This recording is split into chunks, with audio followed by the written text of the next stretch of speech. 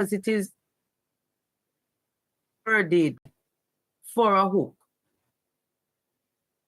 Okay, so it didn't grab your attention. No, it didn't grab my attention initially. Okay. And The part that says, oh, sorry. Continue. The part that says the light is incredible, that's what we're focusing on, right? We're looking at how light works. Right. So I would say the first part has a bit of grabber because it started with saying light is an incredible phenomenon. So you want to see what is coming next after that statement. So I'd say the first part is speaking to the grabber. So to go in the middle of it, to say that if it is really focusing on what the grabber is speaking to. So she continued by giving us examples. She explained and she gave us examples. Hi, good morning. All right. Go ahead. I'm not seeing the hands. I'm not seeing who is speaking. I'm sorry. I am Mrs. Lily Paul from Hopewell Primary. And based on the first sentence there that said light is an incredible, I think that phenomenon. They could use that sentence to ask a question. Then asking the question now, that would much more be a grabber. It will attract the reader interest to see what will be coming after. So they could ask a question, rephrase that first sentence there for the hook to ask a question. That's my opinion. All right. And you remember that icebreaker we started out with punctuation marks? Punctuation marks are very, very important in your writing activity. So she could also end the sentence there with an exclamation mark. You know, you're creating this statement. You understand, with excitement. You're filling the students with this excitement to know why is it a phenomenon. All right. So thank you so much for that. Okay. Next person, please just open your mics. Go ahead. I'm not seeing you. Morning, everyone. Good morning. Mrs. Edwards. All right, so Friendship Primary. Thank you. All right, so I'm going to just read mine. We can critique after. We were actually critiquing one now. Could you just give us a minute? That's a problem. So colleagues, we've gotten some feedback. Your colleagues are listening. So what we want to do whenever it is we're using a particular rubric, do not just state a part of interesting.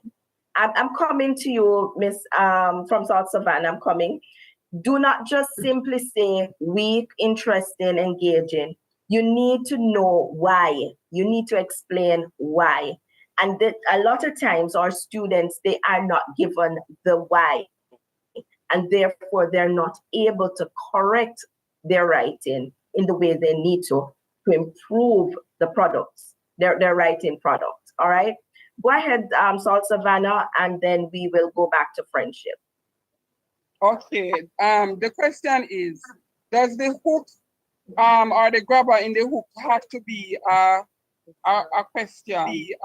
No, it doesn't have to be. No, it doesn't. Remember when we started this previous phrase? Remember when we started some slides before? We had said that it could be a question, it could be a short anecdote, it's a short story, it could be an interesting fact. All right, it is what you use to stimulate interest. The point given, one of the main points given here was that, yes, you had an opening sentence, but it was long. It was long, and therefore it took away that excitement, that grabber from the sentence. So person suggested that it could, our colleagues suggested that we could shorten that first sentence to make it an attention grabber. All right. All right, so we're going to take friendship primary, sorry. And then, colleagues, please keep your mics muted. Thank you. Okay, morning again. Yes, colleagues, you please mute if you're not speaking to the group. Go ahead. All right. One type of electromagnetic radiation that is essential to our understanding of the world is light. It controls everything, including the colors. Colleagues, could you assist me with muting the participants? At number 2. Nobody at number 3 yet? I want this work by break time. Oh my God. And no, it's break time. Miss Anne-Marie, please mute. Come on, and then come and Miss Anne-Marie, Miss Anne-Marie, please mute. The host can mute her. The host can mute the person.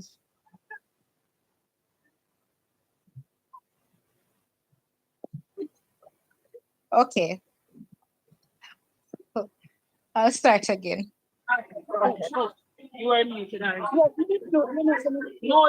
you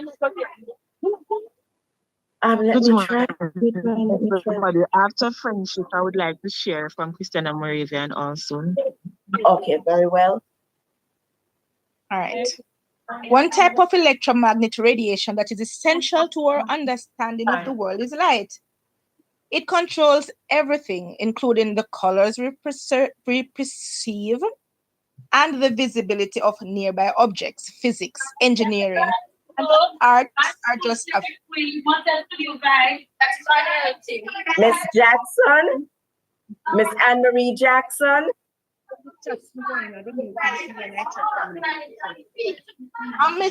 I put it in the chat so the persons can do, because it's sort of confusing. I'm sorry about that.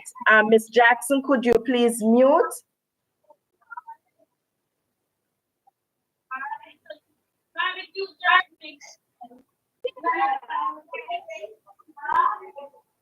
Come on. Miss, remember that remember the host has the option to mute all. Mute, right. So until someone is acknowledged, then you unmute for them to answer. So if that is the case, mute all, so that we don't have to just open.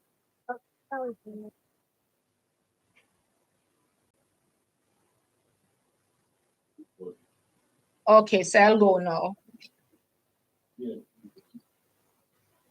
One type of electromagnetic radiation that is essential to our understanding of the world is light. It controls everything, including the colors we preserve, and the visibility of nearby objects. Physics, engineering, and the arts are just a few of the many disciples that depend on an understanding of how light interacts with various materials. Light moves, changes direction, and interacts with matter according to three, give me a minute, please. According to three basic behaviors: reflection, refraction, and absorption. Each of these ideas is examined in depth in this article, along with its underlying ideas and ramifications. So that is just the introduction.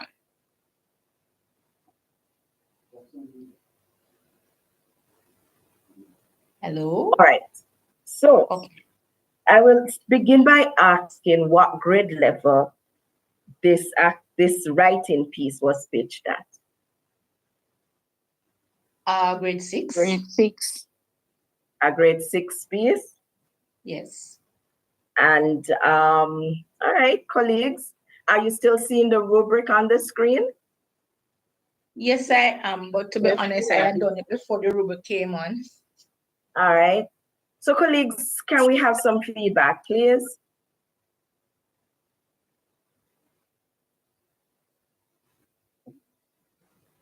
Good morning again. Sorry about my background. Victoria here. I was wondering the same thing when I heard it. When I heard it, the paragraph, it's a very, very good paragraph. Lord, I'm also wondering, will the students be able to think about it to generate such a paragraph at that level of I writing? wasn't hearing you properly. You were mumbling. Are you hearing me now? Can you Yes, hear me that's now? better. I'm Yes, that's hearing you. better. Right. Go ahead. When I heard the paragraph first, it is of course a very good one. But for the grade 6 students, grade 4, 5, and 6, particularly those that I am aware that we have here in our classroom, how many of them will be able to generate this type of writing at such a level? So that was my first thought when I listened to what you just shared. As I said before, it's good, but how many of the students, unless it is that we want to get them there? And of course, I would think that that is what we're trying to achieve, to get them to that point. But right now, it's a little bit above where the students are functioning. Thank you. Okay. All right.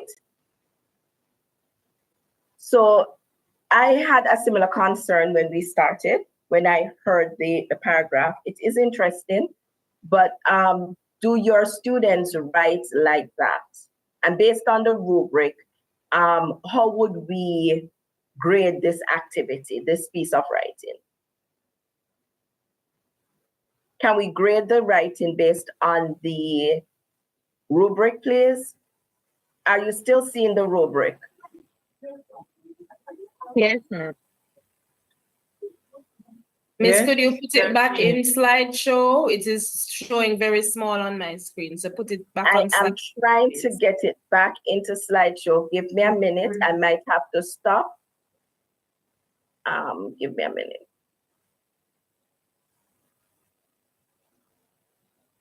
I might have to stop sharing. Right from where you are, Mr. Just at the top left-hand corner, you see from current slides.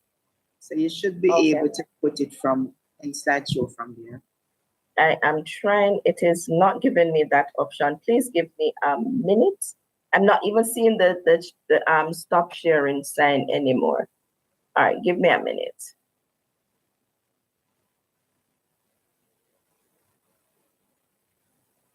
All right, let me start sharing again.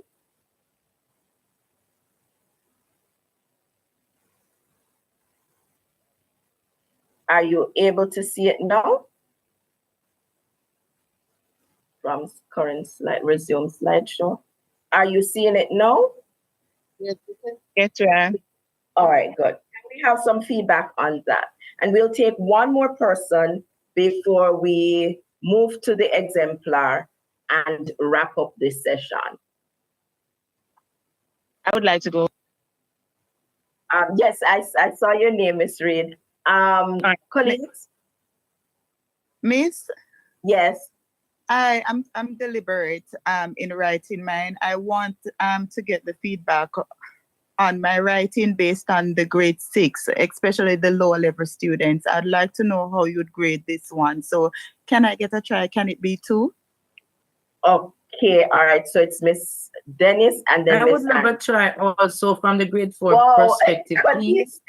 I know, listen. Please, Mrs. Spence would love a try. I would really like to do this. From the grade 4. I morning. haven't heard anybody from the grade 4. All right, so all right, let us I am from grade 4. Let us quickly take Miss Dennis first. All right. Good morning, colleagues.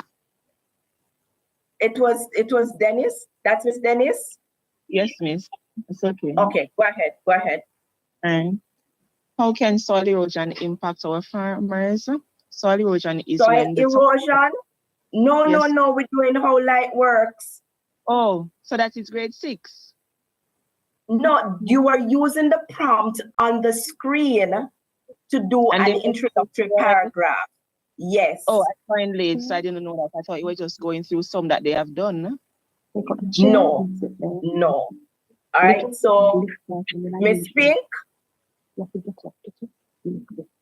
Thank you very much. From a grade 4 child's perspective, we see light all around us every day, But have you ever wondered how it works?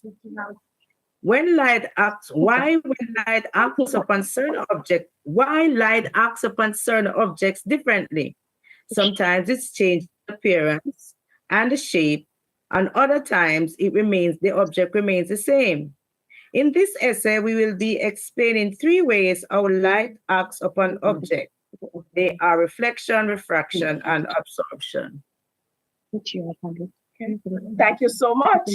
And that's from the perspective of a grade 4. Yes. All right, colleagues, how would you grade this particular piece based on our rubric? I'll put it at good. Why? You can't just put it there, tell me why. You always must be able to give your students the why. Explain. All right, so for the Andrews here. Hold on, Miss Andrews. Hold on, Miss Andrews. Miss Leon was speaking. This is Leonie from Alpha Primary. Right. All right, so for the hook, I would say that the hook is engaging. I like how the student would have introduced the information. Right. For introducing the key content, I'd say that needs a little more work. But for the ending, fair enough. It gives you a good sense of the essay structure of where they're going. Yes, not bad. All right. So I think that students, yes, the child may need a little more work in terms of picking up the introductory paragraph, but the child has understanding of what is expected.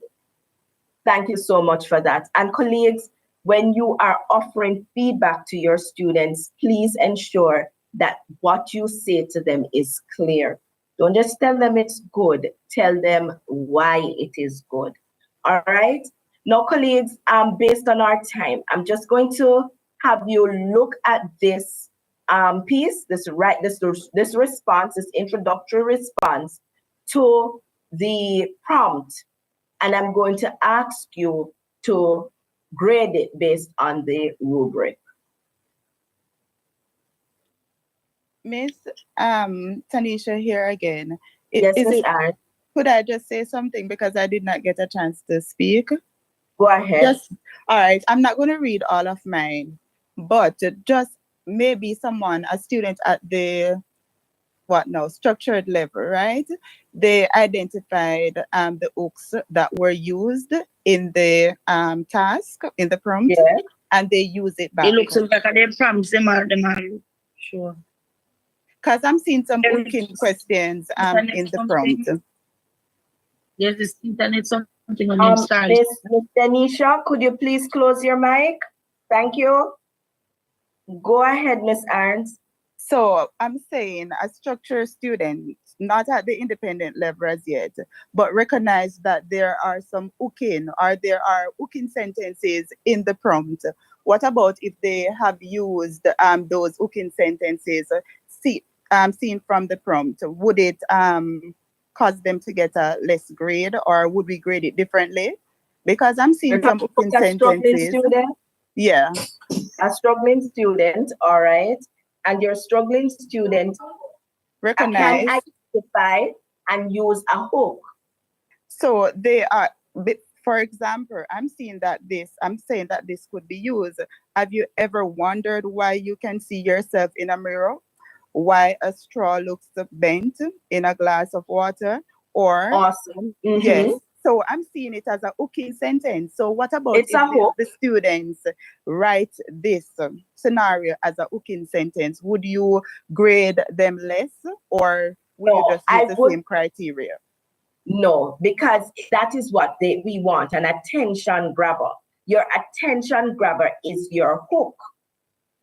All right?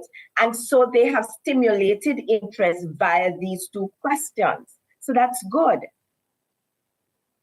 Can I say something? Yes, go ahead, Miss Palmer. I'm not sure understanding what the teacher is saying.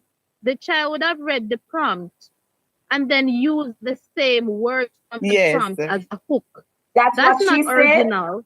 So then, Yes. No, yes. no, So the that's child what has you're saying, not Miss written a hook Irons. then. Mhm. Yes, No, exactly. the child is That's what I was saying. regurgitating information. They're regurgitating the information from the prompt. Okay, all right. So that's what So I was they're saying. not. Oh, sorry. Thank you so much, Miss Palmer. I wasn't getting it that way. All right. So Can your question is answered, Miss can we Irons. at the prompts, please? Okay, we're going So to be it looking would be at. as if they're summarizing the information. Pardon me? It's I didn't get they're that. summarizing. Summarizing what information? The prompt. From the No. prompt. No, they have a topic, how light works. And from this topic, we are asking them to give an introduction as to how they're going to start an essay explaining how light works. There are three main areas that they must include in their essay: how light reflects, refracts, and how it is absorbed. So in your introduction, we want a hook. We want students to be able to give us the key concepts that will be discussed. And we want to get a clear understanding as to how they will structure their essay.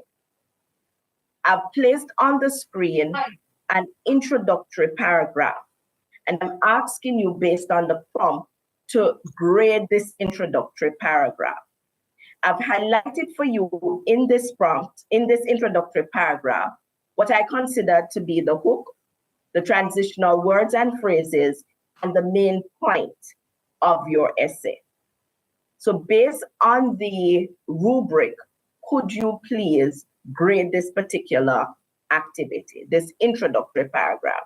And colleagues, I just have 2 minutes before the other section, the other segment of the presentation begins.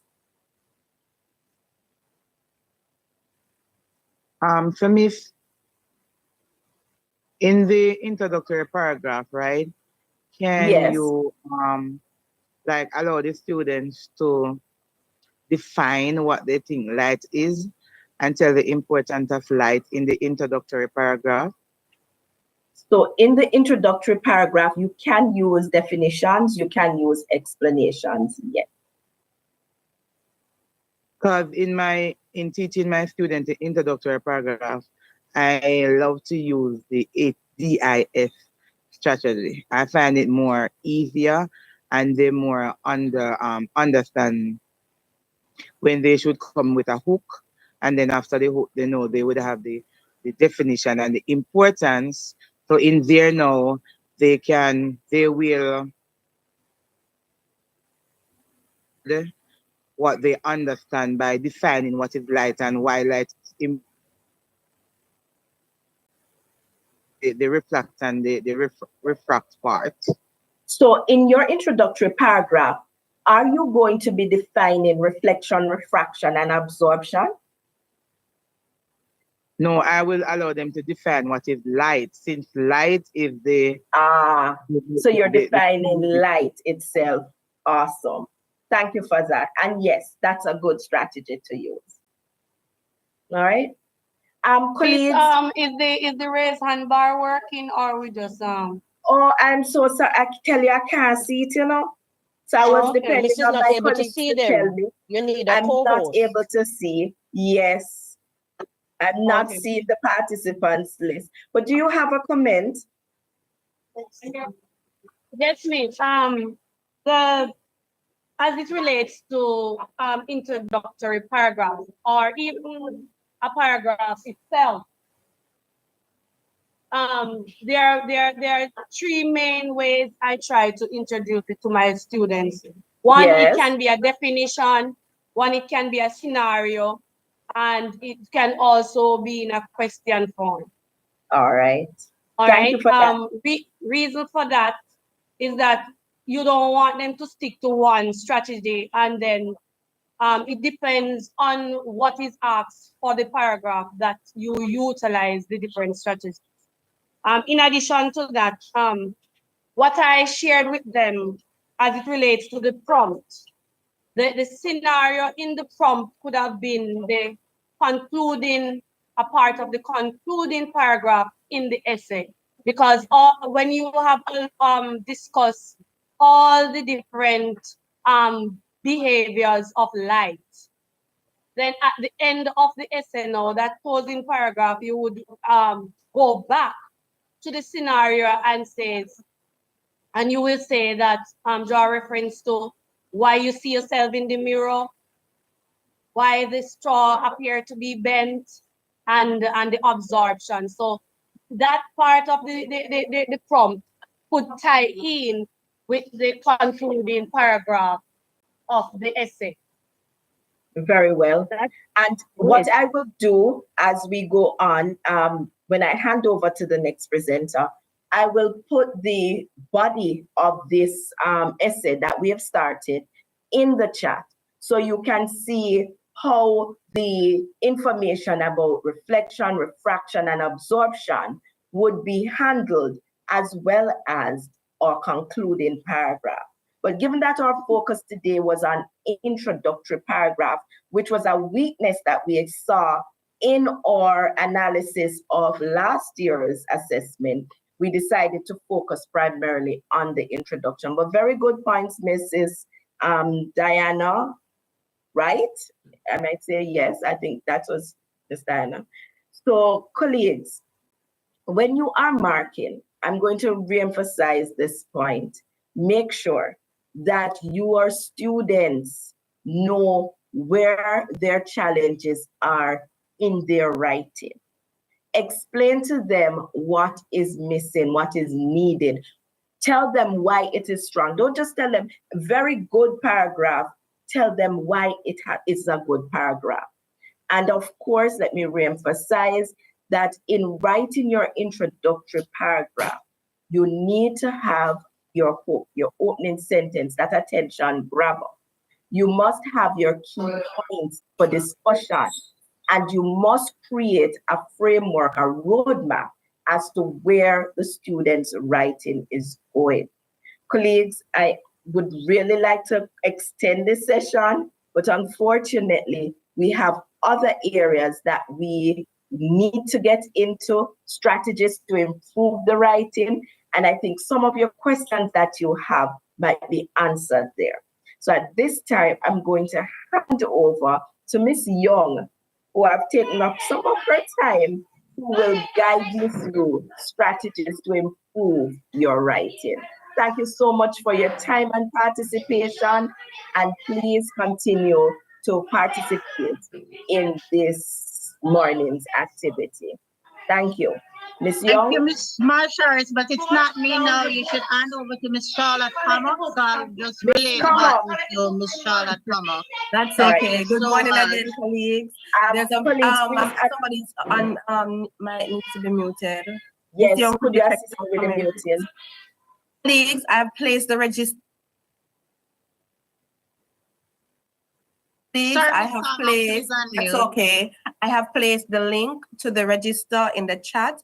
Please go ahead and register. I'm only seeing like 300 names on the register, and there are 886 persons online. So please go ahead and register. All right, so I'll just share Excuse my me a screen. bit, Ms. Comer. May I also ask, in addition to the register, I have asked, and it's very important, that teachers who are sitting in a room with their colleagues, that you just write the name of the school and the number of colleagues sitting with you. This is important for an activity that we have to do later on. So could you please, I see some teachers responding. Thank you so much. It's very important. All right, so colleagues, we are going to be looking at strategies to improve writing. And I must let you know that the objective of this session is to support you with practical strategies to guide students in effectively formulating clear, well-supported explanations that enhance their arguments. And here's the reason why. when they did the analysis of the results last year, they found that students were able to recognize that useful information were in the sources, right? But guess what they did? They pulled the information from the sources and they just put it in their essays without any explanation. So they did not add anything to the point that the author would have made in the source, all right? So the recommendation from the exam unit was for teachers to reinforce how to explain a point as opposed to merely mentioning the point, all right? So this morning we want to share with you 2 strategies that should help with students explaining their point. Before I go on to that, remember in your National Standards curriculum, there's an objective in grade 6, and I think it's from 4 to 6, that says write paragraphs in which the topic sentence, supporting details, and concluding sentence are easily identified. So all of that is happening. We know that they have to integrate the source in their writing, but it's just not to put the information down, it's also to explain how this connects their the piece that they're answering. The first strategy that we want to look at is the meal paragraph. The meal paragraph, and probably you have been using it. I don't know if you have not been. So here's a new one that you can use, the meal paragraph. Now the M stands for main idea. And we know that the main idea introduces the focus of the paragraph. And I'm not even talking about the introductory paragraph, I'm talking about the body paragraphs. Remember, in the introduction, you would have put all of what you're going to talk about in the body paragraphs. So in the first body paragraph, of course, you have to have your topic sentence, right? Which would, somebody's mic is on mute again. All right, so the topic sentence would set the tone and the direction for the rest of the paragraph. So the first one is the main idea. E in meal is for evidence. So you have to support the evidence support the main idea now with some source information as well as your own experience. Because of course they have knowledge too, so they can combine that with the source information. And then the A now is for analysis, and this is where they have the problem, the analysis. You need to explain how the evidence is relevant to the main idea. And then the final letter is L, which is a link. You need to wrap up the paragraph now by making a link or connection to the main idea or the topic sentence. And sometimes I know teachers teach them to have a concluding sentence. So some of them, they don't even have concluding sentence. They don't have any analysis. Teachers, when you are marking, remember the analysis is very important, extremely important. You can't just put the evidence down and say source 1 says whatever, and it's left hanging. You have to add something to it. They have to explain what it means in relation to their topic sentence or their main idea. Miss, may I interrupt you a moment, please? Are you meant to be sharing a slide? Yes. Are you meant to be sharing a slide? We're not seeing anything or not sure. You're not seeing it. I'm very sorry. Let me go back. I was about to say this. I'm so sorry. Let me go back. Yes, Miss, and you were moving a bit fast. I don't know if that's how you speak, but you were speaking very fast. All right, let me go back over. Sorry, I'm so sorry. Because we're pressed for time. Sorry. I'm trying to get everything in before. All right. Are you seeing my screen now? It's very tiny. Colleague? Yes, miss. Yes, miss. Now. Just give me a minute. Thank you. You're welcome. Let me put it down to where we're supposed to be. All right. Are you seeing it clearly now? Thank you very much. You're welcome. All right. So we were talking about. Thank you. Right. We were talking about the meal paragraph, and I mentioned that the M is for main idea, the E for evidence, A, analysis, and L for link. In our body paragraphs, of course, we're going to have our topic sentence, which is the main idea. And the students now, they're going to pull information from the sources as well as their own experience to support their main idea, which is the evidence, right? The issue that we're having is that the students are not adding the evidence. There's no analysis taking place. This is where we're asking you to focus your attention. Ensure that when they pull the evidence from the source, they use evidence from their own knowledge or experience, that they do some analysis, meaning that they explain how the evidence is related or relevant to the main idea or the topic sentence. All right. And then the last one is link. We must have a concluding sentence to just put all that together, to just finish off that paragraph. Are we on the same page now? Yes? Yes, Yes, miss. ma'am. Yes, miss. All right, great. So do you see your students having this problem where they're not in anything to the text evidence? Do they have that problem? Do you have that problem in your school? Yes, miss. Right. Yes, miss. On that. Yes. All right. So we're showing you an example now of a meal paragraph. So the main idea is recycling helps the environment. The evidence, according to source 2, when we recycle, less garbage goes to the landfill. For example, hold on a minute, in my way. Sorry. This is coming from the paragraph it says and Right. Example, recycling. 1 minute, please.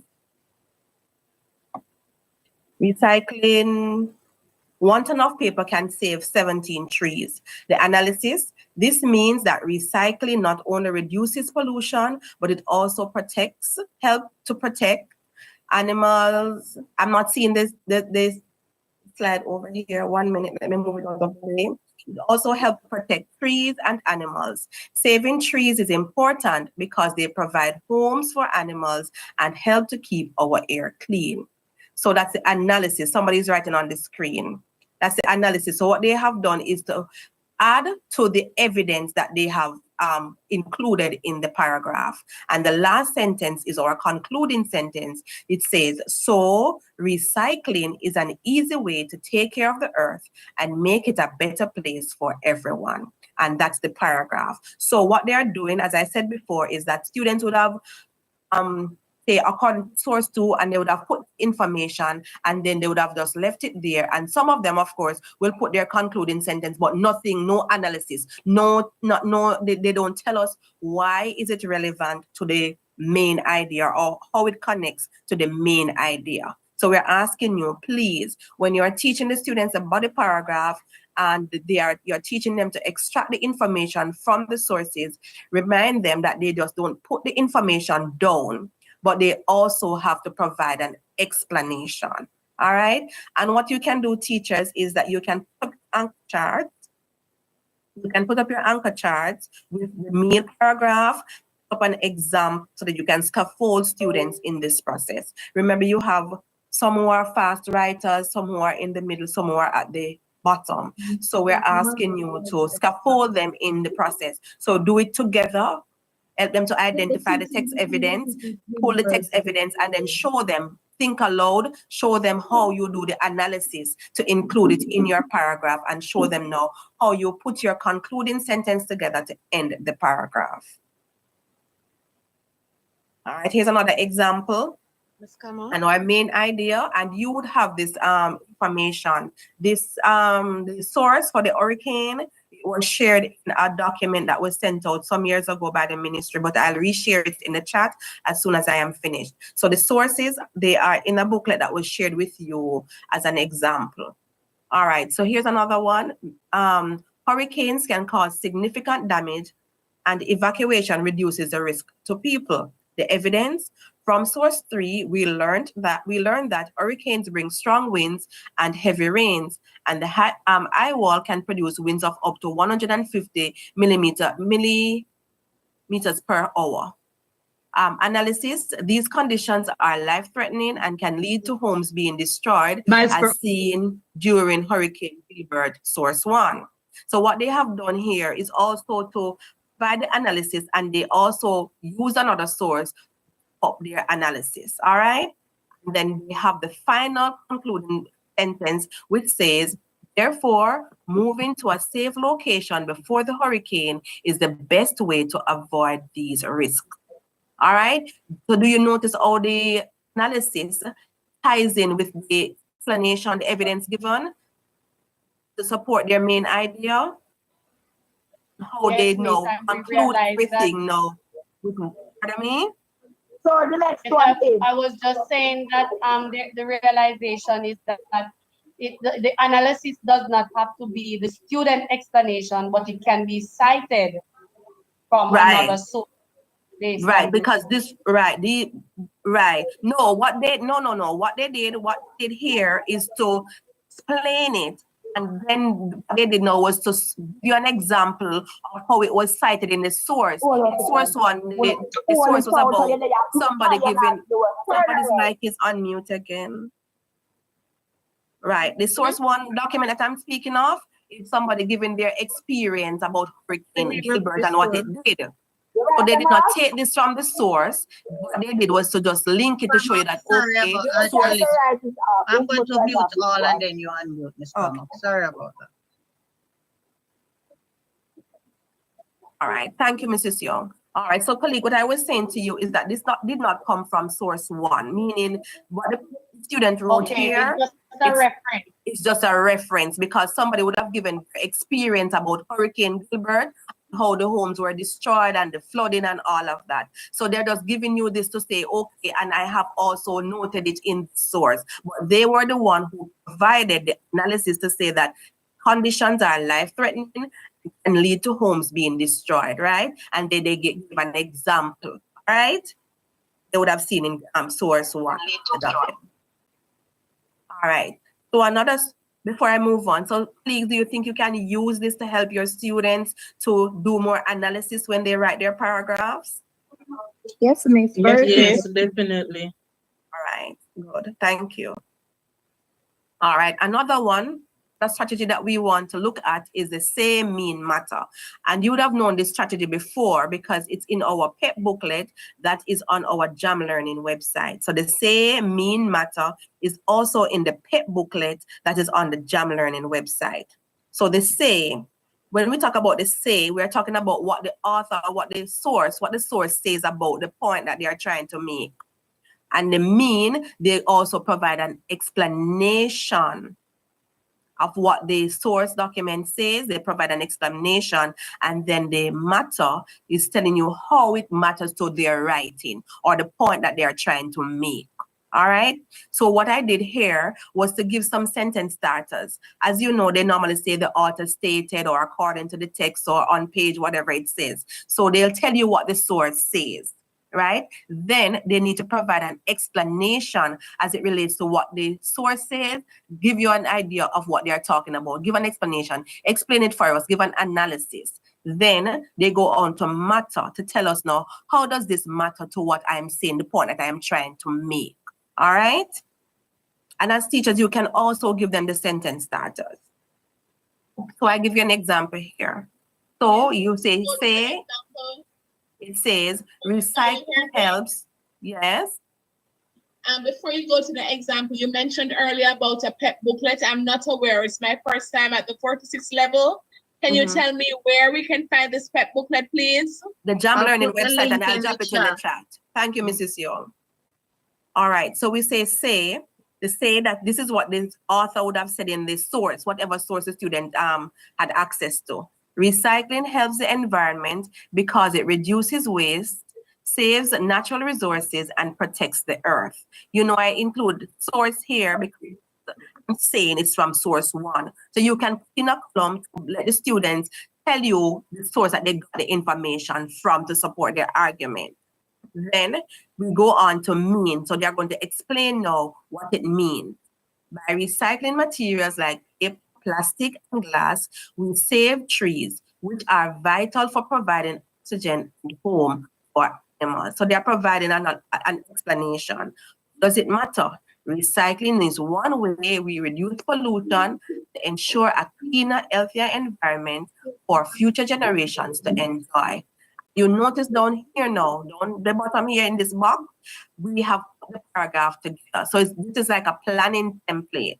So they plan and then they write the paragraph based on the information that they would have put down on the table. So while they are going through their sources and they are looking for information to support their stance or their point or their main idea or their topic sentence, they put it down over here in the say column.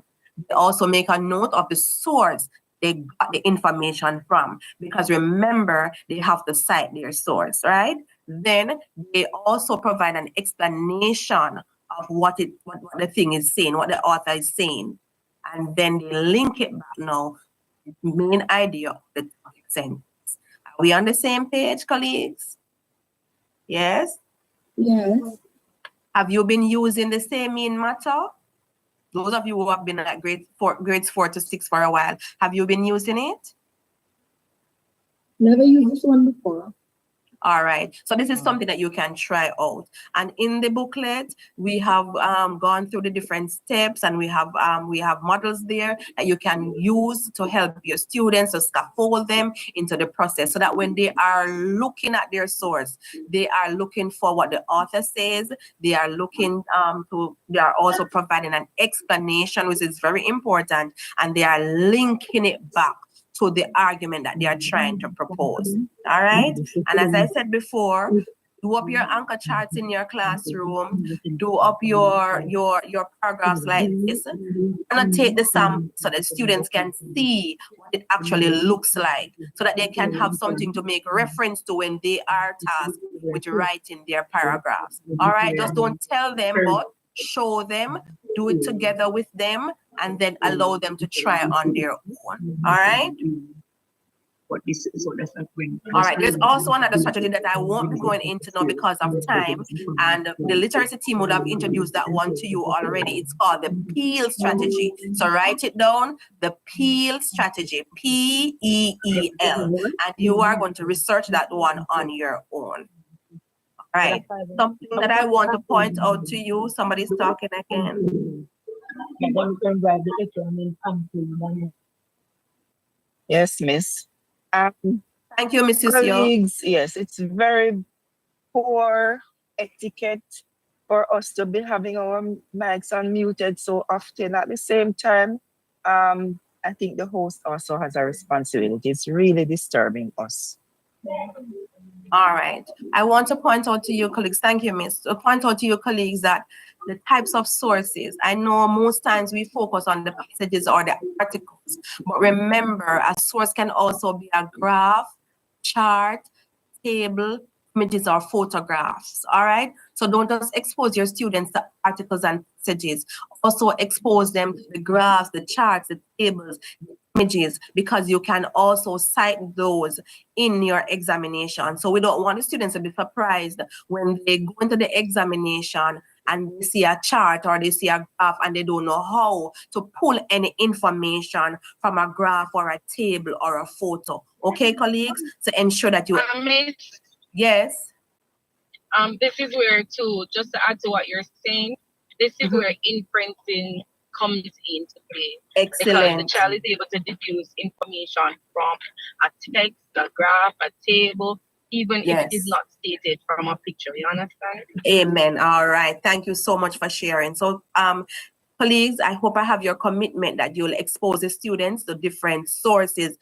All right. So just don't dwell on the articles and the passages, the graphs, the charts, the tables, the images, the photos. They are also important. All right. Yes, go ahead. All right. So how do we suggest the students cite information from the graph and the table? All right. So if it is a... let me be more, sorry, go ahead. Go ahead. Go ahead. More clear with my question. Because, for example, when you have a source... Go ahead, colleague. Unmute and go again. Okay, so for example, when you're using sources that are actually articles, you cite them in a certain way. However, if I'm using a graph, how would you want them to cite the graph? What is an example, a good example of how you would want them to cite the graph or the picture in their writing? All right. So what what the student branch does, what they do is to normally label them source 1, source 2, source 3, and so on. So if they want to say source 1, if that's a graph, or source 2, if it's a picture, that's fine. Also, most of them will also have a title. So most time they give the a pie chart showing whatever or a bar graph showing whatever. They can also use the title to let us know the source that they are using. All right, fair enough. So other than saying source 1, 2, or 3, They can say the bar chart showing X or Y, right? Because there's a title there. Okay. All right. Any other questions, colleague? All right. Now you're going to tell me in the chat, how effective do you think these strategies will be in addressing the challenges identified in students' writing? Do you think we can use them to address the fact that they are not analyzing, they are not adding any information when they pull the information from the source? Do you think if we use these strategies with our students, they'll be better able to write their paragraph? Responses in the chat? Yes, yes. All right. Do I have your commitment to trying these strategies with your students? Yes, Yes. definitely. Yes. All right. Good. So, is there a question? Yes. May I say something? Go ahead. All right. So I'm Hope Henry from Bamboo Primary and Junior High School. Yes. I don't normally change my strategies a lot unless I find something that will be better or for the students to understand better. And so I am loving the meal. I see, because I was searching for something that will help them to understand what I mean when I say they can't just pull the information from the source and not comment on it. Comment, but sometimes they're commenting on it. It is not enough. They know that I want them to comment, so they just say something. Say something. Like, but no, when I understand now from the mail how to explain to them to analyze what they are saying, and it must be in line with the main idea, and and that they can do their, so I really love this one. So I will now be putting this one in my, my little repertoire of strategies. All right, excellent. Thank you. And please share with us, give us some feedback when you use it. All right, give us some feedback when you use it. Okay, all will right. do. Thank you. Thank you, teachers, for listening. Now over to Mrs. Young. Hi, good morning. Good morning. Good morning. Could these strategies be sent to us in like a PDF document so we can use it for pursual in classes, please? No problem. I'll send them later. And before I move on, colleagues, 1 minute, colleagues. I know some of you are in Google Classrooms based on your regions. Colleagues. Just a minute, Miss Kama. Jesus. There you go. There you go. There you go, Miss Kama. Thank you. Right. I was saying, I know that our colleagues here, they are in Google Classrooms based on regions, because the literacy team would have created classrooms and you are in the classrooms. I'm going to ask the team members who are here to just share the class code in the chat so that the teachers can go to their classroom and have, get access to the resources that they'll put there. Also, remember to complete the registration form so that if you don't get to join the classroom, I can use the emails to send you the presentation and to send you the other resources. Thank you. Okay, good morning. My hand has been up, but apparently we don't use that. Sorry. We're saying about the PEL strategy. Yeah. I just want to, how do you spell that? PEEL. Those are the so that you're getting because I wanted to find out the P. Okay, no problem. And I noticed that you stopped at the class. I also was listening to you really answering questions from Grab. Visual presentation. 1 minute, Miss. 1 minute, please. 1 minute, Miss Bromley. Miss Brown. Go ahead, Miss. Mute and speak again, Miss Bromley. Go ahead, Miss. Yes, Miss. So I was listening to you, giving direct. Why is it that we teachers can mute? But it's okay, Miss. I can complete. Your name. All right, go ahead, Miss Bromley, and just send me a message. All right, thank you. Mrs. Young. Okay, thank you, Mrs. Comack and colleagues. We continue to address the weaknesses that SAU has pointed out to us in our students. And so Ms. Marshall would have dealt with the introduction issue. and she would have looked at you're using a rubric, a feature analysis rubric, to actually give feedback to your students and help them to improve their introduction. And then Miss Kama could have given you now a meal paragraph of meal plan, a format, a scaffold for helping students to actually comment on the sources after they would have integrated the sources in their writing. Because one of the issues found was that students were actually just pulling information from the source, and so they had an over-reliance on the source. They had an over-reliance on the sources and not putting anything from their input into the essay. And so she would have given you a strategy that could help you to begin to address that. And that's not the only strategy. She would have mentioned the peel that you can also research on your own. Additionally, colleagues, the JAM Learning website is there where you can go. Please do make use of that website, because we would have created documents that are in that website that will help to address the type of writing that your students are expected to do in the performance task. So there are documents there, there are teacher PowerPoint presentation, there are student PowerPoint presentation. I think there's even a web quest there. So there are things there to help your students. So please do use up that website. And now it's time for, after that commercial, it's time now for my presentation, and we're looking at using feature analysis rubrics, exemplars, and checklists. And we're not just using it, go ahead, Ms. Comack, we're using these tools to address other problems that SAU would have identified. So, and the weaknesses that they have identified are conclusion. Students are not writing conclusion paragraphs. And of course, unity of paragraphs. This means that students are having multiple ideas in the paragraph. The paragraphs are not focused on one main idea, but they are just putting in information and details that really do not relate.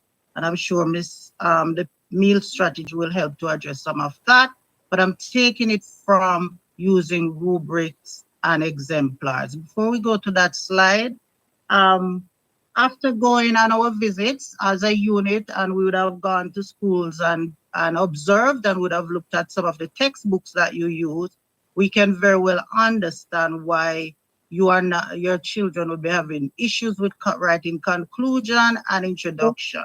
Because one of the main texts that are used, one of the main texts that is used, that text does not treat with introduction and conclusion paragraph at all. It deals with writing body paragraphs. And I don't know if you can concur with me. So if you rely solely on that text, it's a good text, but it needs to be supplemented. So if you have been teaching grade 4 to 6 using those texts, and I'm sure by now you'd have observed that some of those texts really don't deal with conclusion and introductory paragraphs. Apologies, Miss. Mm-hmm. We have to be, when it comes on to textbooks, we have a lot of shortage. A lot of schools have not received textbooks since probably a little bit after COVID. Grade 6 would have gotten the books, but other grades, such as grade 4 for some schools, have not gotten those resources, which leaves them having to purchase these books, which would be inadequate. So that's a problem as well. So it may not be that the school really and truly wants to stick with these books as resources. However, if we're not getting the resources, we have to find another way. I understand you. I understand what you're saying, Ms. Staple.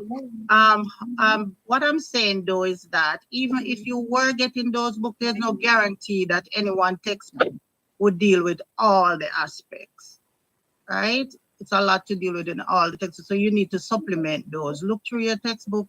You can't rely solely on the textbook. You have to use the objectives of the curriculum, and of course, you use a textbook to the extent that they can fulfill those objectives, but you have to look outside to and find supplementary resources. You can create some of your own too, using the AI facilities and all that. So, all right, so let's go with Miss Dennis. Dennis, really, if you're not saying anything, if that's an old hand, I'm moving on. If you have something to say, please go ahead.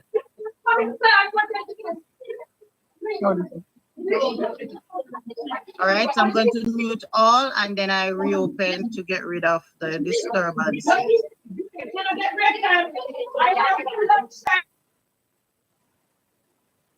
All right, so colleagues, are you hearing me now? So let's go. Miss Dennis, you had something to say, go ahead.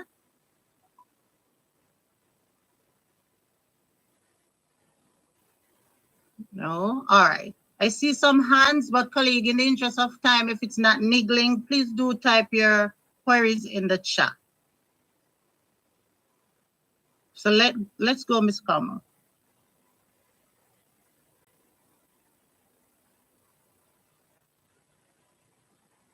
All right, so we talk about the issues. So I'm going to be treating with using rubrics, exemplars, and checklists as tools to address some of the problems. So now we're looking at a problem of conclusion, writing a conclusion paragraph in your essay. And what are the functions performed by the conclusion? The conclusion performs 4 major functions. 1, restate the main idea. So whatever that thesis statement, that statement you had in your introduction was, one of the function of the conclusion is to revisit that statement in another way, to form some link to it. The next function is to highlight the significance of the topic. Why is this topic worthy of my attention? Why did you tell me all the things you told me in the body paragraph? What's the importance of all of that? And summarize the key points. And finally, leave the reader with a strong final message. So those are the 4 functions of the conclusion paragraph. Now, and how do these functions play out in an exemplar? If you're looking at the exemplar here, you can see, in conclusion, keeping our water clean is important for everyone's health and the environment. So we're assuming that this had something to do with the main idea of the paragraph. The paragraph was talking about the importance of water, keeping the water clean, right? So here you have the link to the main idea. Then you have, by properly disposing of trash, using less harmful chemicals, and planting trees near rivers, we can help prevent pollution. So we're saying these are the summary, the points that were raised in the body of the essay. We are assuming based on the functions that each sentence should play in the introduction. It's not just a conglomerate of sentences that serve no purpose. Each sentence in the conclusion should serve a purpose. It should be serving one or contributing to one of these 4 functions. Now, if we all take small steps every day, like not littering and using eco-friendly products, we can make a big difference. So this must be one of the strong points that were made in the body paragraph, in the body of the essay. And then we have clean water is essential for drinking, farming, and protecting animals. So there you have the significance of the topic is highlighted here. Why should we take care of our environment? Why should we keep our water clean? That is it. Because clean water is essential for drinking, farming, and protecting animals. And then we have a final statement, which will leave the reader thinking about the topic, leave the reader with a message about the topic. So let's do our part to keep it safe for the future. This final statement is a call to action.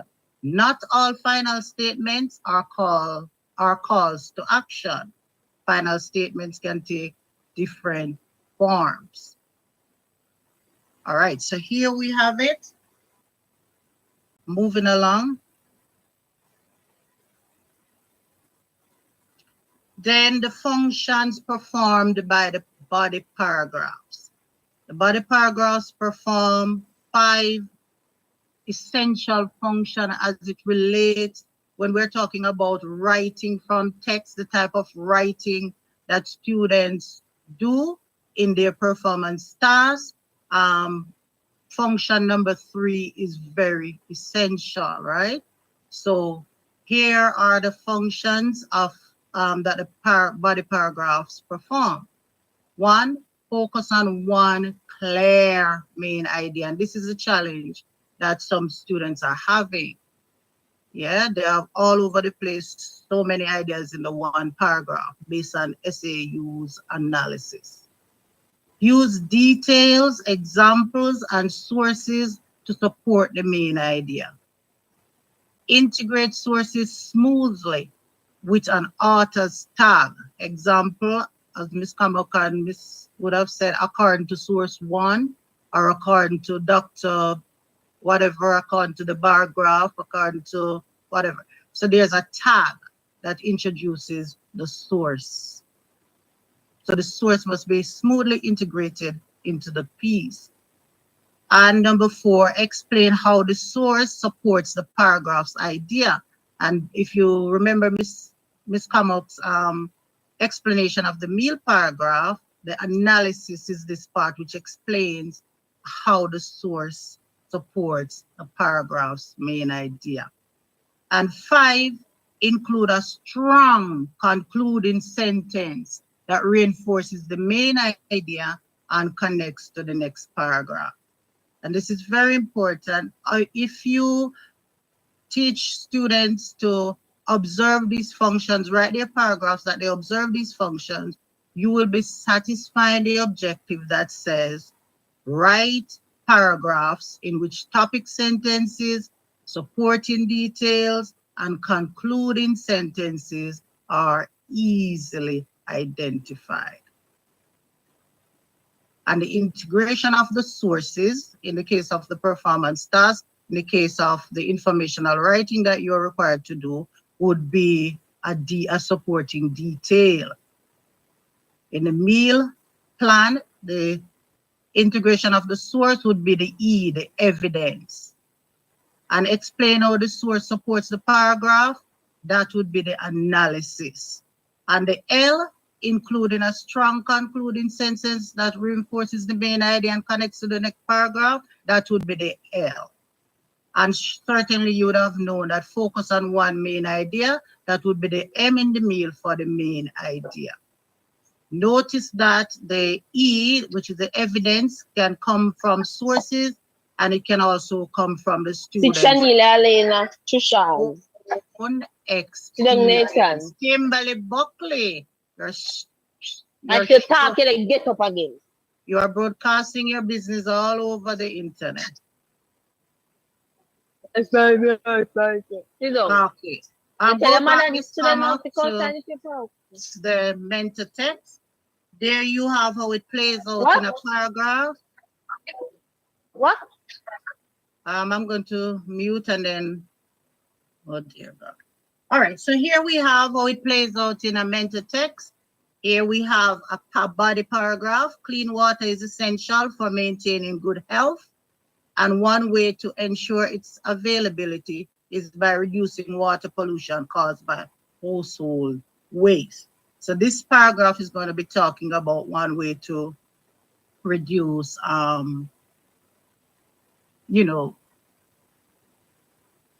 ensure that we have clean water. For instance, everyday products. So here we have some details and examples coming up.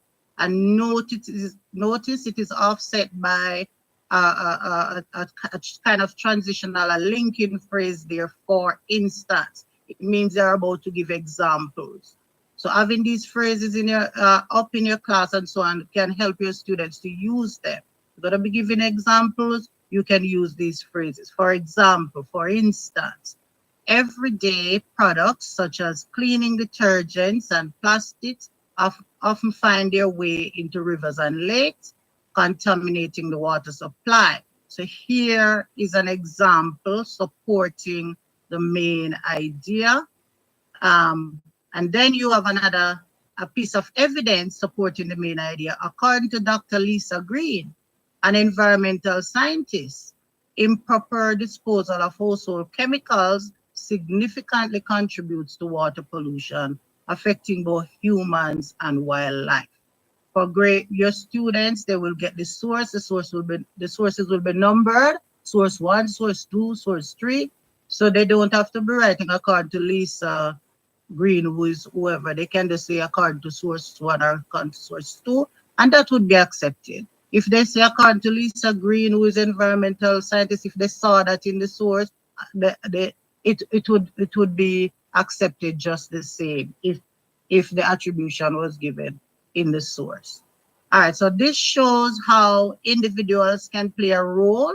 So here we have now explaining the analysis. So the main idea is given, the examples are given, the evidence is given from the source, and now the students are engaged now in the analysis. This shows how, and remember the saying mean matter, it says, and this is how it matters. This shows how individuals can play a role in protecting water quality by properly disposing of waste and using eco-friendly products. So there you have the analysis. And then finally, you have the concluding sentence which wraps up the paragraph. Therefore, adopting and notice the concluding sentence is offset here again to make it even easier to follow by another linking phrase or a transitional phrase. It's important to use these phrases so that people can easily follow your thoughts, so that you can see the connection between the ideas in your paper. So therefore, adopting responsible waste disposal habits not only helps to keep our environment clean, but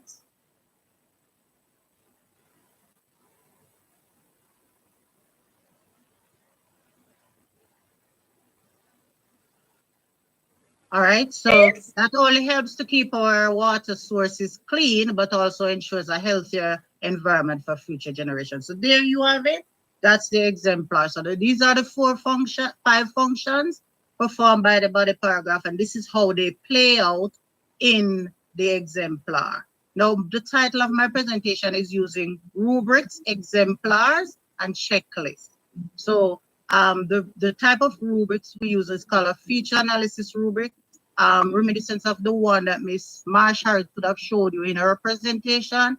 There are the features, the criteria showing you the function played, that each part of the essay plays, and you can use those ideas to actually help the students to use as a guide to write their writing. So the purpose of the feature analysis rubric is not really to give a score to say you get 5 or 6. The purpose is for the student to pay attention to the features of the type of writing or the aspect of the type of writing that they are writing. Miss, can we have a quick question, please? Go ahead. Okay, when you have here, according to Dr. Lisa Green, that would be a direct quote, or would it be a paraphrase? It is a paraphrase because you have just, if it were exactly. If it yes, were I figured it out. It would have were- been in quotation mark. right, so it's a paraphrase. Exactly. Thank you. So we So can whether ask you the are children to do the paraphrasing or direct quoting, you need to give the attribution to can the we quote- author. Sorry, who was it? Was it McGregor? Yes, it was McGregor. Did I Right, so I overtalk was- you? Go ahead. It's okay. No, I was just saying because a friend of mine, we were discussing it while you were speaking. So she was saying it's a direct quote, but I was saying to her, no, you can also paraphrase and take some information based on what Dr. Lisa had said, because if it was a direct quote, no, you would have added quotation marks. Yes. Right. Yes, So and that's what children are encouraged to paraphrase. Right. Represent, but once you're representing the author's idea in your own word, it's the author's idea. You have to give attribution to the author. Exactly. But you know what? Sometimes I kind of have a little difficulty between the paraphrase and the summary, because to me they're basically the same. I mean, I don't know. You can paraphrase, you can summarize an entire paragraph, and a paraphrase is like the skill that you use in summarize. It's just a skill. It's like to have a paraphrase of the text is not in itself just the summary. The paraphrasing the ideas is a skill that you use in the summary.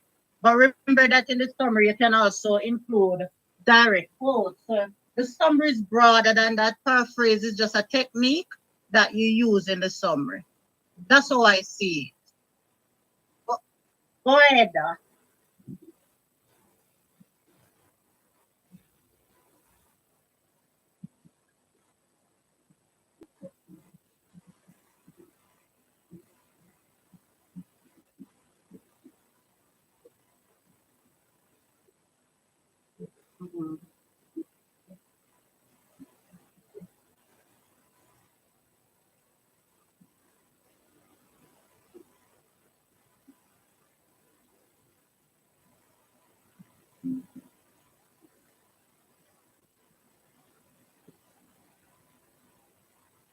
Yeah. Thank you, Doc. You got that now, Ms. McGregor? Yes, please. Thank you very much. All right, so we're moving on. I see Tanish.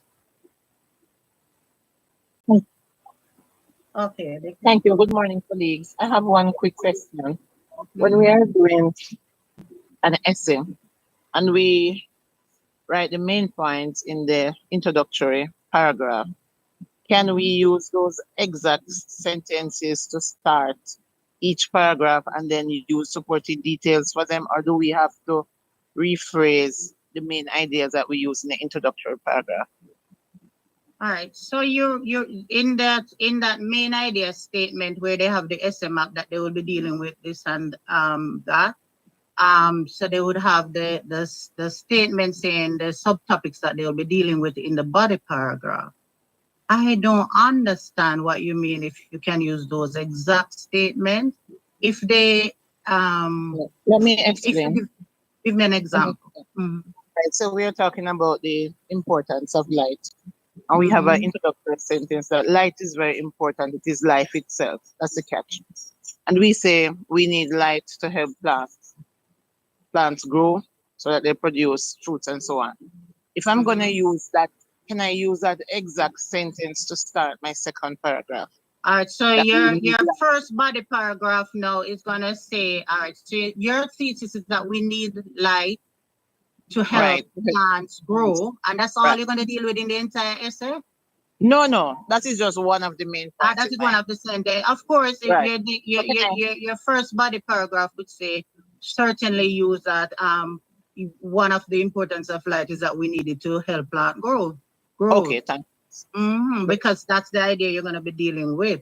If you had it coined that perfectly that it can be taken and used for each body paragraph, then certainly. But most of the time, students don't really write it out like that. They're advised to be more succinct in their main idea. So you're going to do 3 things that you need light to do. You really don't advise them to use 3 sentences. Right. Okay. Right. Thank you. But certainly each of those points must be dealt with in each of the body paragraph. Right, individually. We use 14 sentences for each one of them. Yes, thank you. All right, thanks. Correct. Go ahead, Ms. Thomas. Oh, there was Tanisha Iron. Sorry, yes. Tanisha, go ahead and then.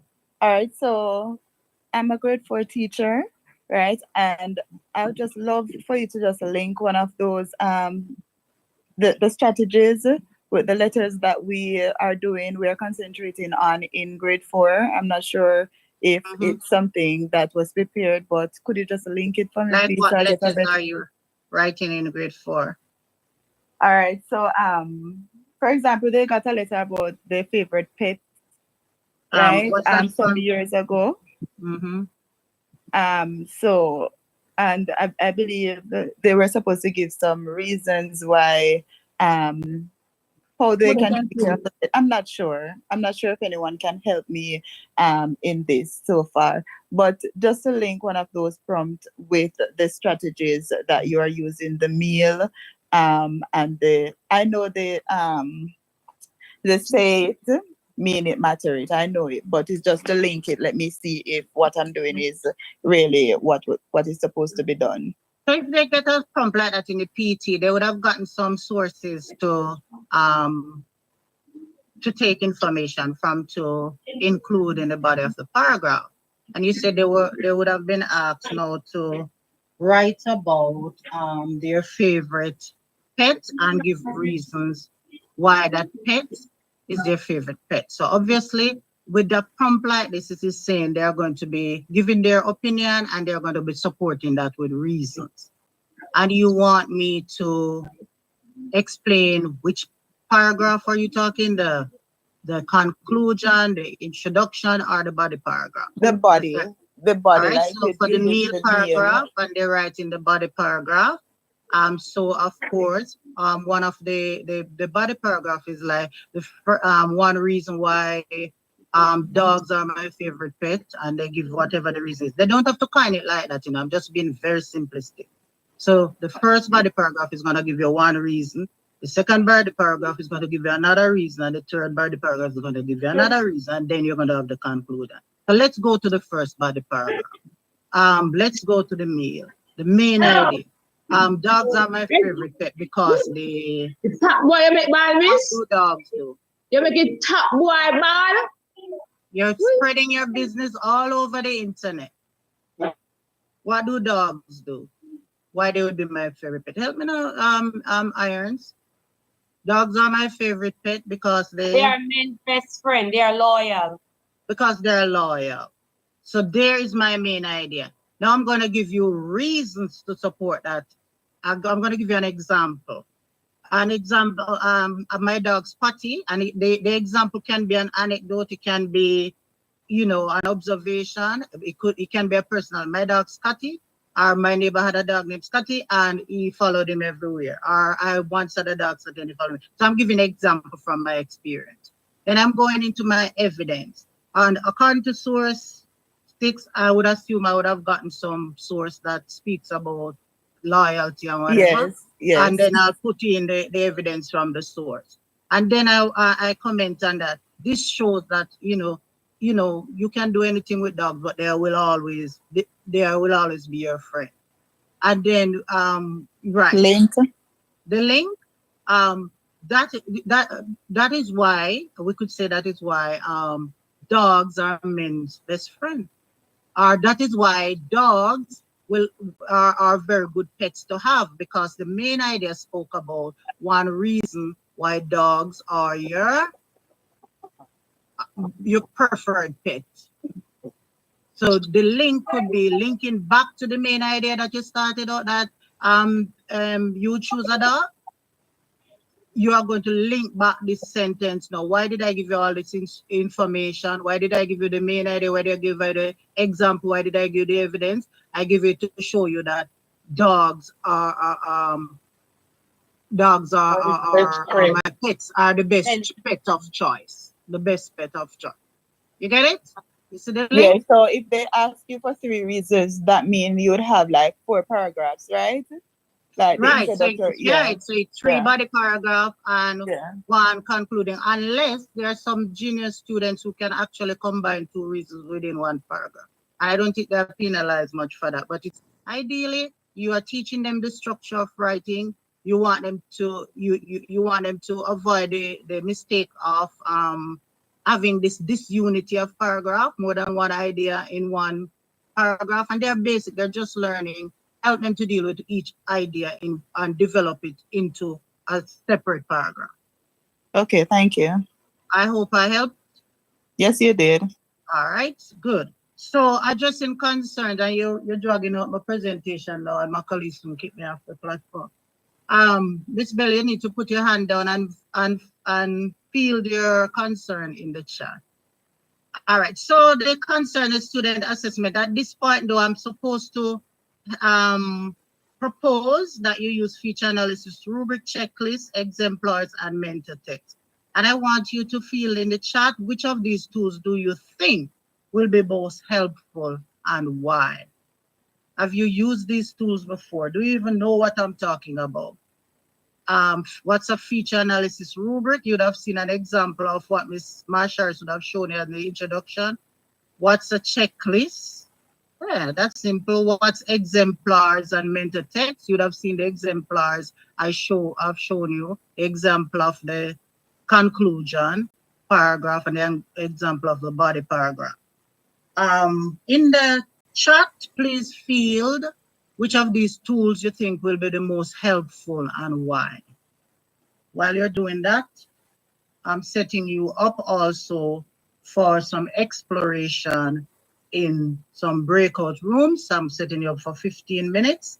And there are some colleagues here who are sitting in rooms at their school with their colleagues. It's a good opportunity for you to work together on this task with your colleagues.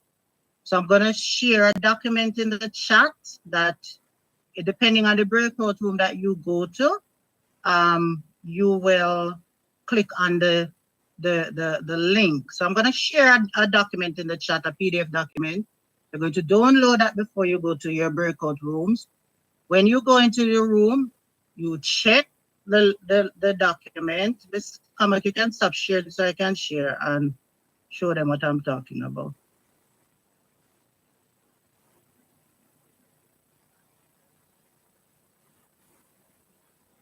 Just come up. Stop sharing.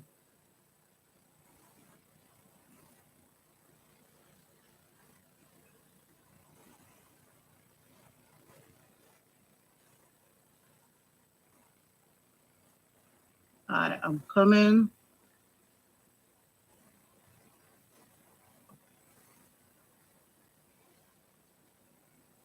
I'm about to share the document in the chat.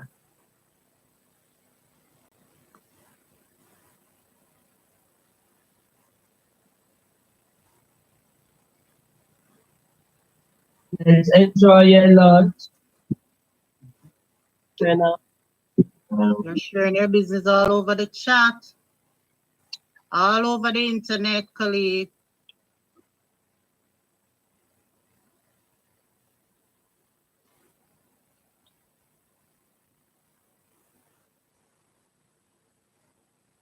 Okay, so I've sent you the document. Download that document.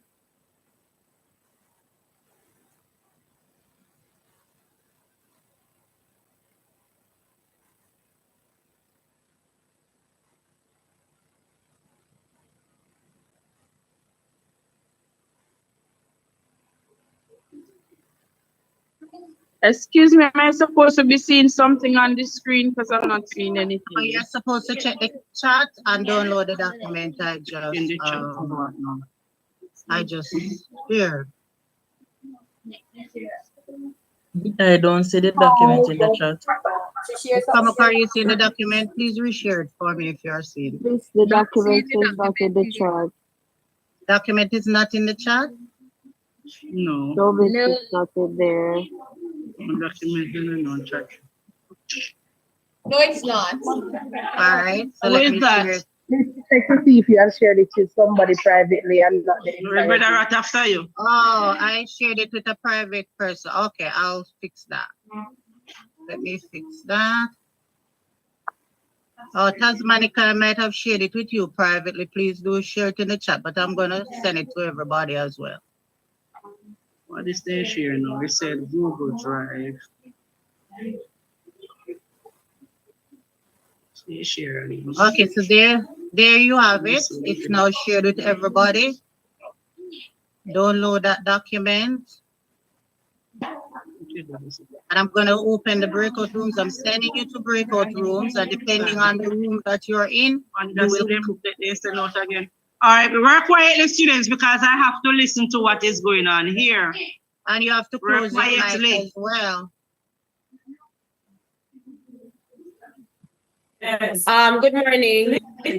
I'm here from St. John's Primary School for afternoon. And the same booklet I'm giving of something they didn't send back over. Miss Lewis, your mic is not muted. Yes. For afternoon shifts, teachers were in Stop the laughing. but now they will have to go for the afternoon shift, and I gather the morning shift teachers will now come in. So how do we treat with that, seeing that we're going into breakout rooms? What went on in the morning won't hinder your participation in the breakout room. Okay, thank you very much. All right, so I'm going to open the room. So let me explain the protocol in the rooms.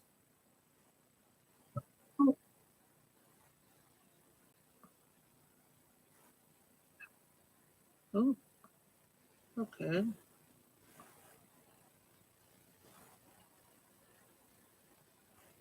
Okay, so let me explain the protocols. When you're in the room, remember you're going to practice the 4 C's. That's the first protocol. You're going to collaborate, communicate, and the other 2. The breakout room is for 15 minutes. So you're going to download the PDF document from the chat, which you have done now. I hope you have. And then you're going to take it to the rooms with you. In the room, you decide on a scribe. Somebody is going to be writing your ideas down. If you're working together as a group in a school, that's even better. You can actually work together if you decide to upload separate documents if you want. But it's good if you work with the room. You want to access the Padlet from the link that's on the document. So the link that is corresponding to your room, that's the link you're going to click on. Notice there are 6 links. There are 20 links, 20 rooms, and it's a lot of work went into this. Maybe somebody will message me later on who's good at technology and will tell me, Miss, there could be an easier way to do this, and I am open to suggestion and to learning from you. But I would have done my best to create those 20 links. So please do make the activity count for it. So you download and complete the task that you will find after you go to the Padlet, and then you re-upload it. So you work together as a group, 1 scribe in each room. So it's not going to be everybody in the room scribing. So assume your room.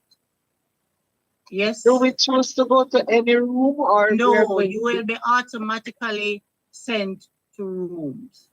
As I said, if you're in the room working at your school and you choose to work together with your colleagues rather than working with the room, you are allowed to do so. But in terms of the Padlet link, you will have to upload the document to the room that you were assigned. All right, do you understand?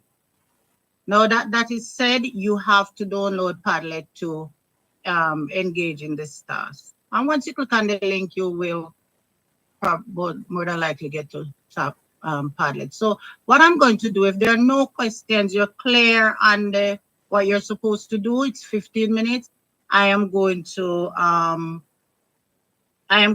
open the breakout rooms, and you are going to start to practice the 4 C's.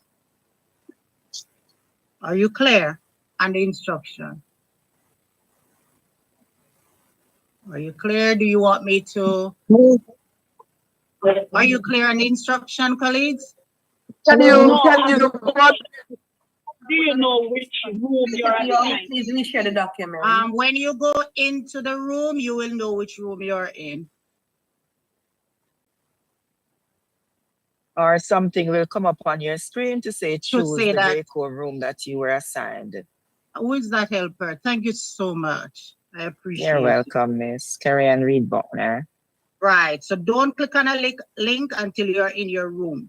So everybody has the document, because you're going to need that document to get to the Padlet that is for your room. All right. Mrs. Young, So please now- reshare the link. Reshare it. Reshare the document. Yes. Can somebody, Tasmanica, please reshare that document in the chat for me? I would have sent it to you.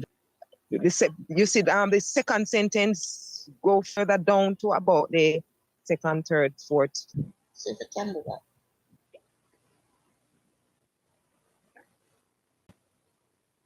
If I circle it, if I go ahead and circle it, once I scroll up, it's going to be removed.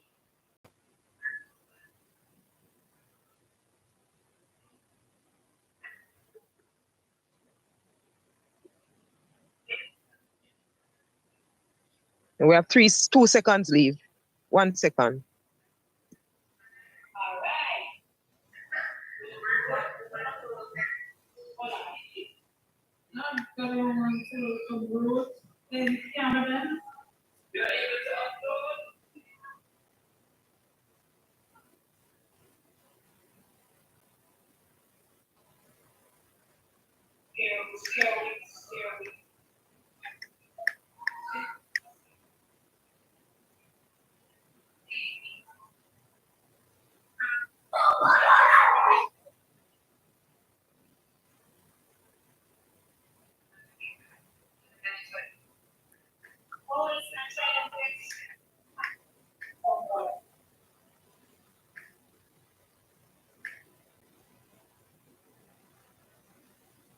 Would be the last sentence. Look at the last sentence. Let's do For drinking, farming, and protecting animals.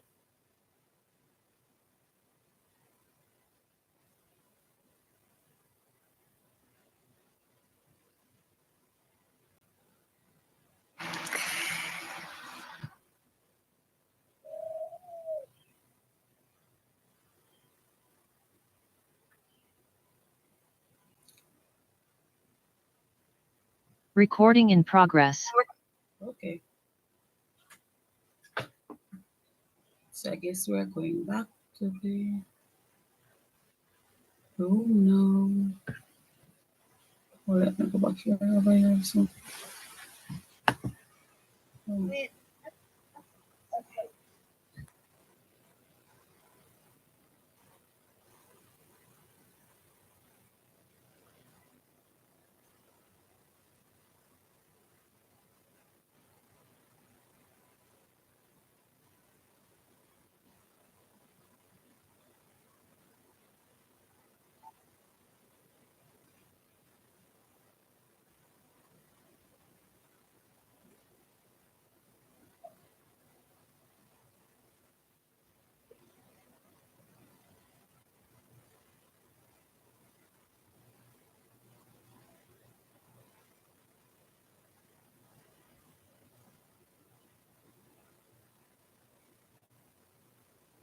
Okay, colleagues, you're back, and I'm glad you're back. I see some people ready to share their task already.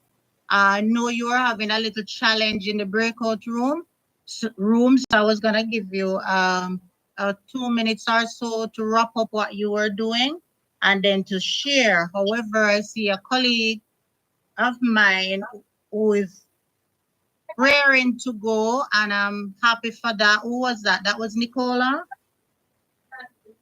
Nicola Walsh?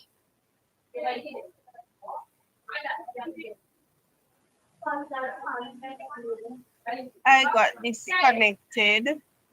Okay. Miss Walsh, you are raring to go? My time is up. I don't even have the extra time for you to share. But Miss Walsh, you had your screen sharing and it looked beautifully.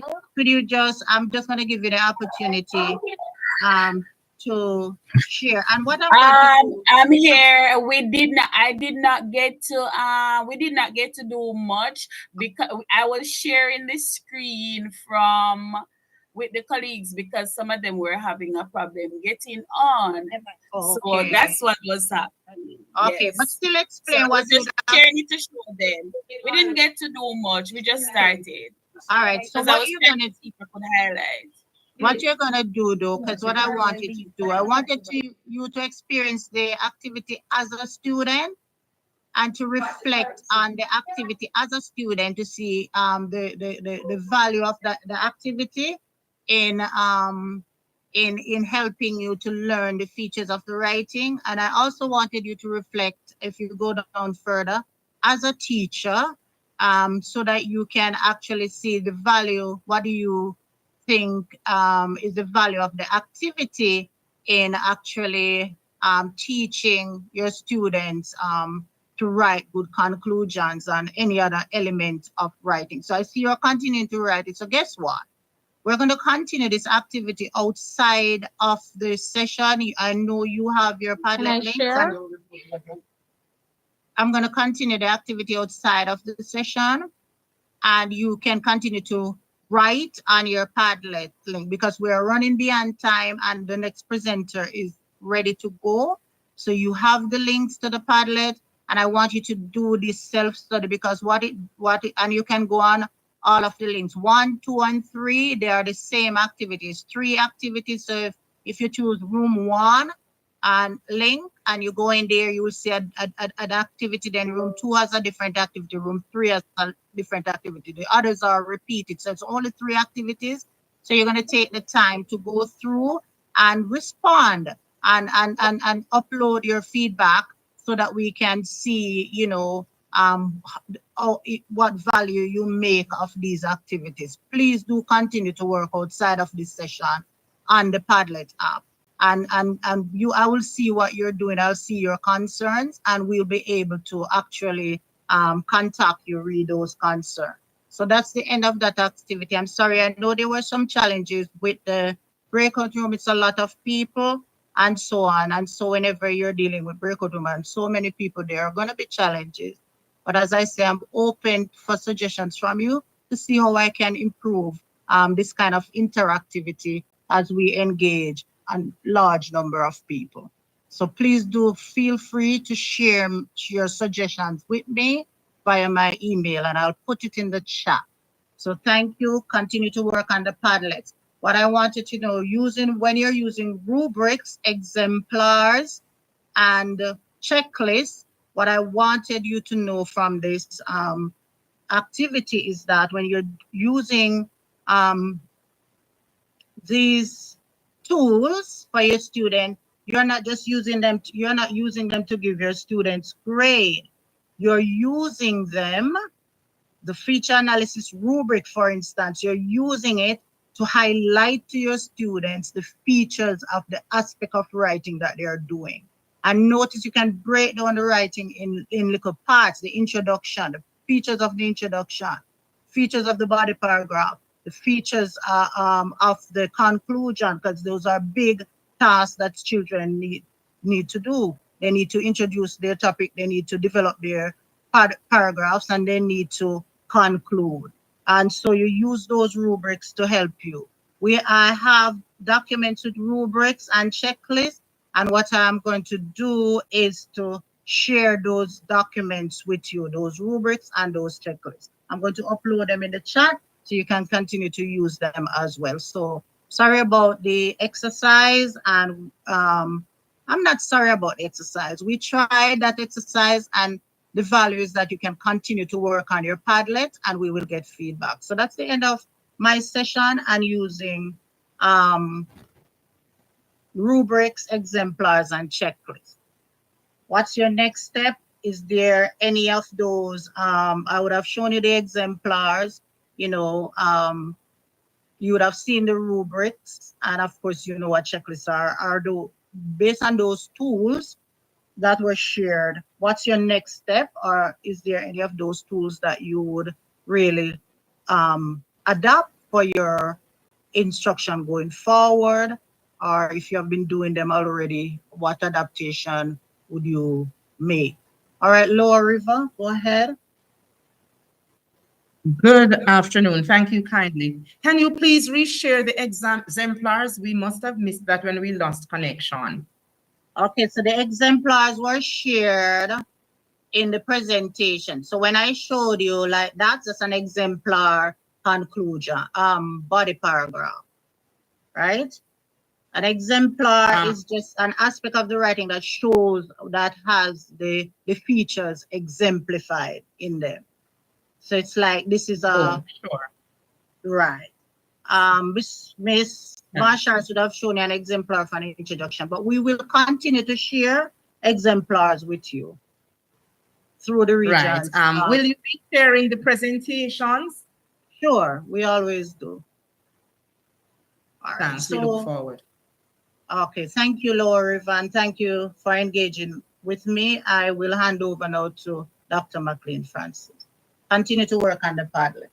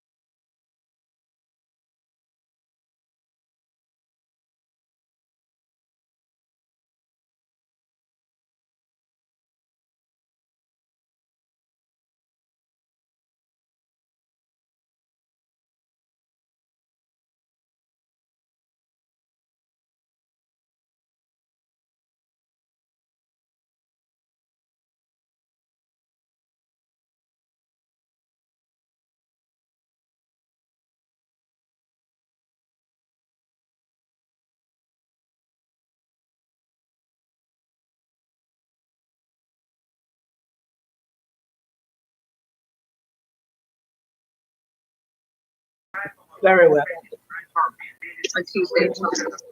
Miss Debian Wilkes, please close your mic. And was in for tariffs.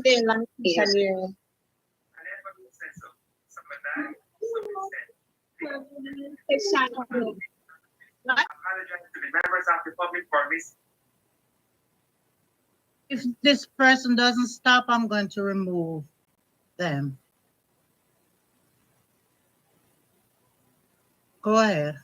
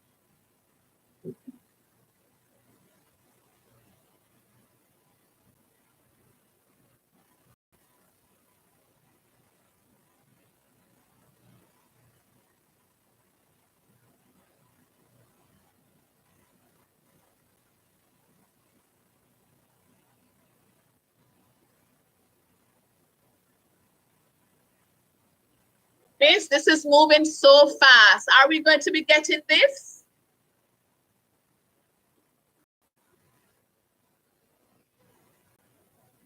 It's in the chat. You can just download it.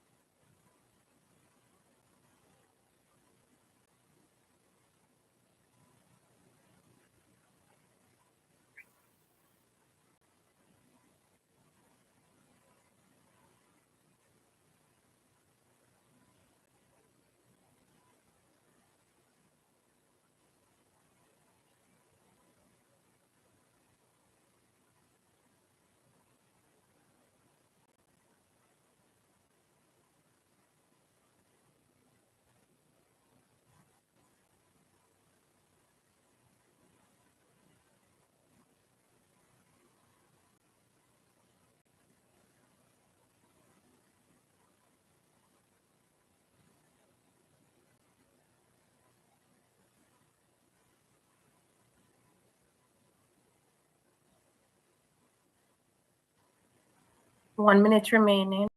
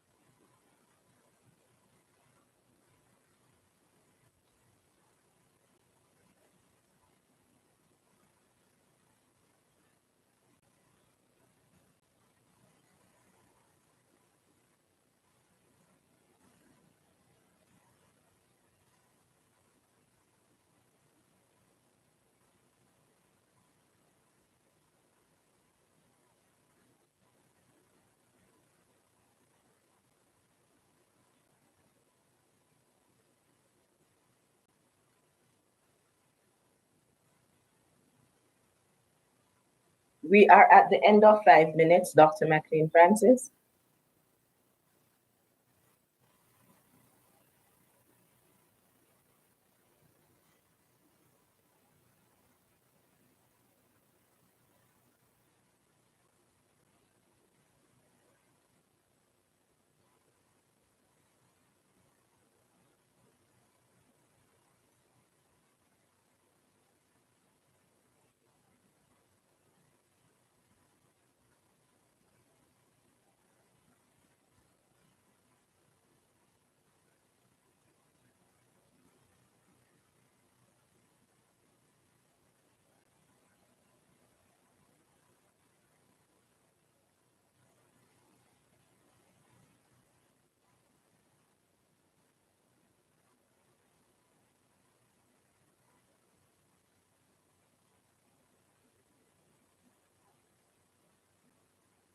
Good afternoon.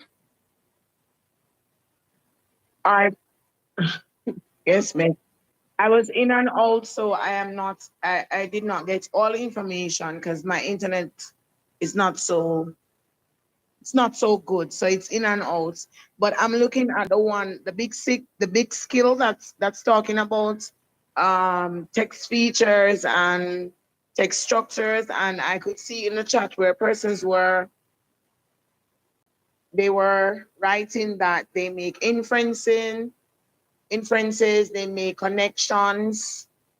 I remember seeing some of those things in the chats.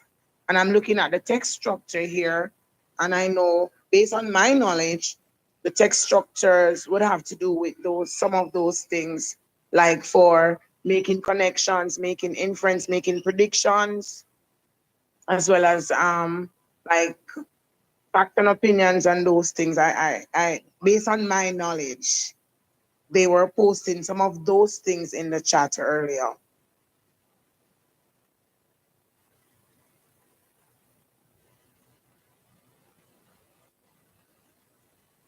Yes. Yes, yes.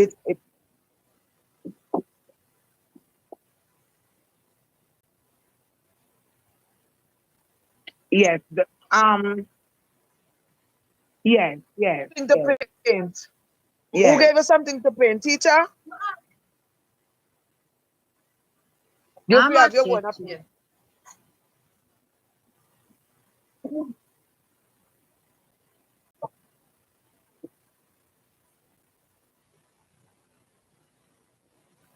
I'm sorry, Doc. Please unmute. Sorry about that.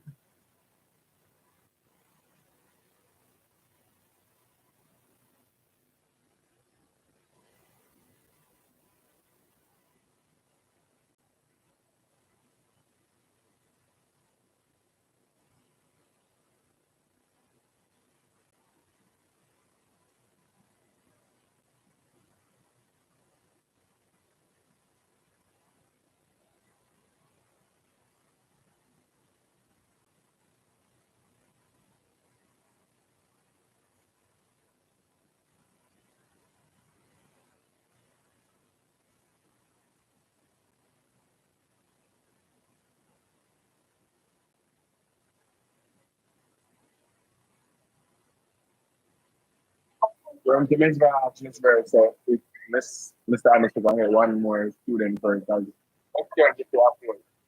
Then, so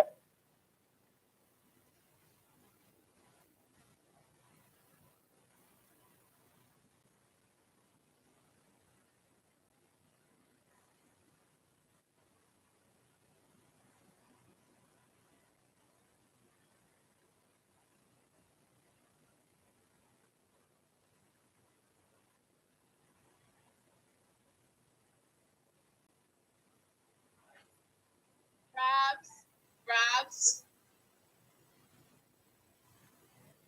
Highlight.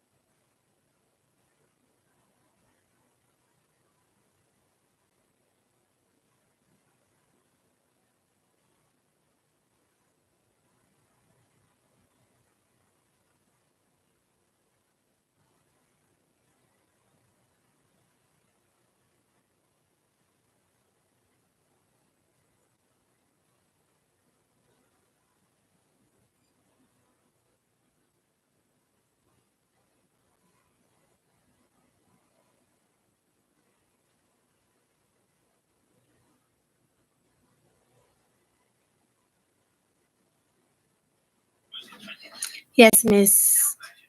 Because when you use multiple sources to gather your information, then you can be sure that what you are presenting is credible if you use probably scientific evidence or authoritative evidence. And so we have to teach the children how to find those information in the text and how to use them effectively.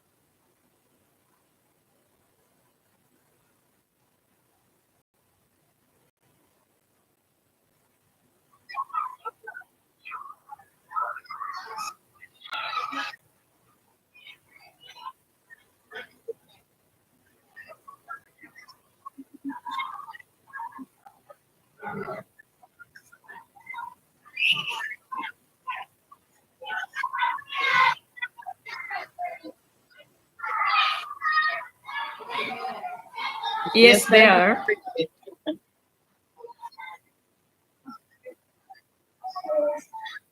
Yes, Miss.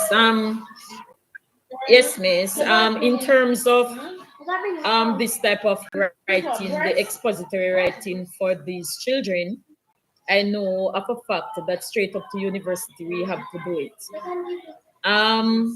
Kindly requesting that the assessment unit, because we have students at different levels, but the performance tasks that the children are receiving, I think that the sources and in terms of the prompt, even though I think we do differentiation in the classroom, but for the performance task, I'm hardly seeing any differentiation there to assist with other children who are struggling very badly.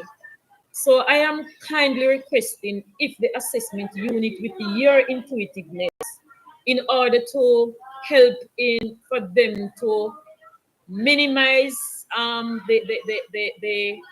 the performance tasking, make it much more for the sources, more simple, and so that the children are able to manage it. Because sometimes I myself, and I know other colleagues, are very sorry for them, because we are putting them on a pedestal in which they cannot reach, because some of the things that are on it, as adults and as teachers, it's, trust me, miss, it is very challenging. Thank you.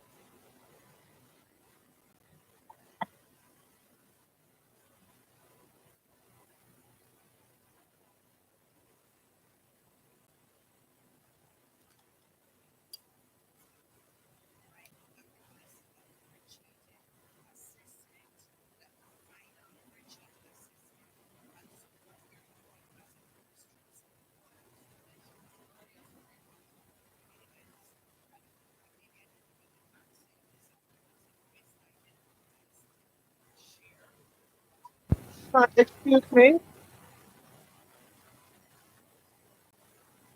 But Miss, Hello. but it would be pretty unfair though to be expecting us as teachers to be doing differentiated learning or teaching while the ministry is not doing the differentiated assessment. It would be really unfair because what would be the purpose of us as teachers to be doing that, and on the ministry level it's not being done? What would be the purpose then? My child. Final point on that. I'm gonna make a I would like to say something as well. Hello. Somebody's talking. My final response is this. Differentiated instruction does not always lead to differentiated assessment. Differentiation is used. It's like you have your child and you, oh, the echo, sorry. All right, sorry, I was getting a reaction, so we have fixed it. It's like you have your child and your child is not good at math, but you want your child to pass math. And you send your child to an extra class to get extra hours with math. That's differentiation. And the child ends up passing the math. The child went to the regular class and got the extra class. The differentiated learning is scaffolding that student to meet the needs of the student. So I am not saying SAU should not, or the ministry should not do differentiated instruction. What I'm trying to point out to you, that differentiated instruction does not always mean you must have differentiated assessment. All right. I am not able to prolong this course given the limited time and the fact that we are way over what we agreed for. So I am seeing Mr. Williamson. Can you drop something in the chat and let's see if we can look at it in the end, Mr. Williamson? Is it relating to the big skills or relating to the differentiated assessment? Mrs. Marshall, I just wanted to say something quickly. No, Novlet. This is Novlet McLean Francis. Oh, Mrs. Novlet McLean Francis. All right, the 1 minute, please, because people are. The rubric that is provided, the rubric that they use to mark the paper, those rubric give the students who are performing below the standard the opportunity to be given a score. So they are also included. I love that. That might provide any. That is a very, very good point. Thank you so much for that input. Because the rubric allows you to say exactly where the child is at. But I think my colleagues want papers that are leveled based on the tiers of students. As I said, I will share I do not want to speak for the SAU. I just wanted to give you another view on how differentiated learning and differentiated instruction work. All right? Notwithstanding, I'll share your feedback. All right, so let's get back to the task at hand that I have to wrap up in 5 minutes. So the organization of I was asking if you believe, based on your audit, that the big skills that are here align with what you were thinking. Anybody else?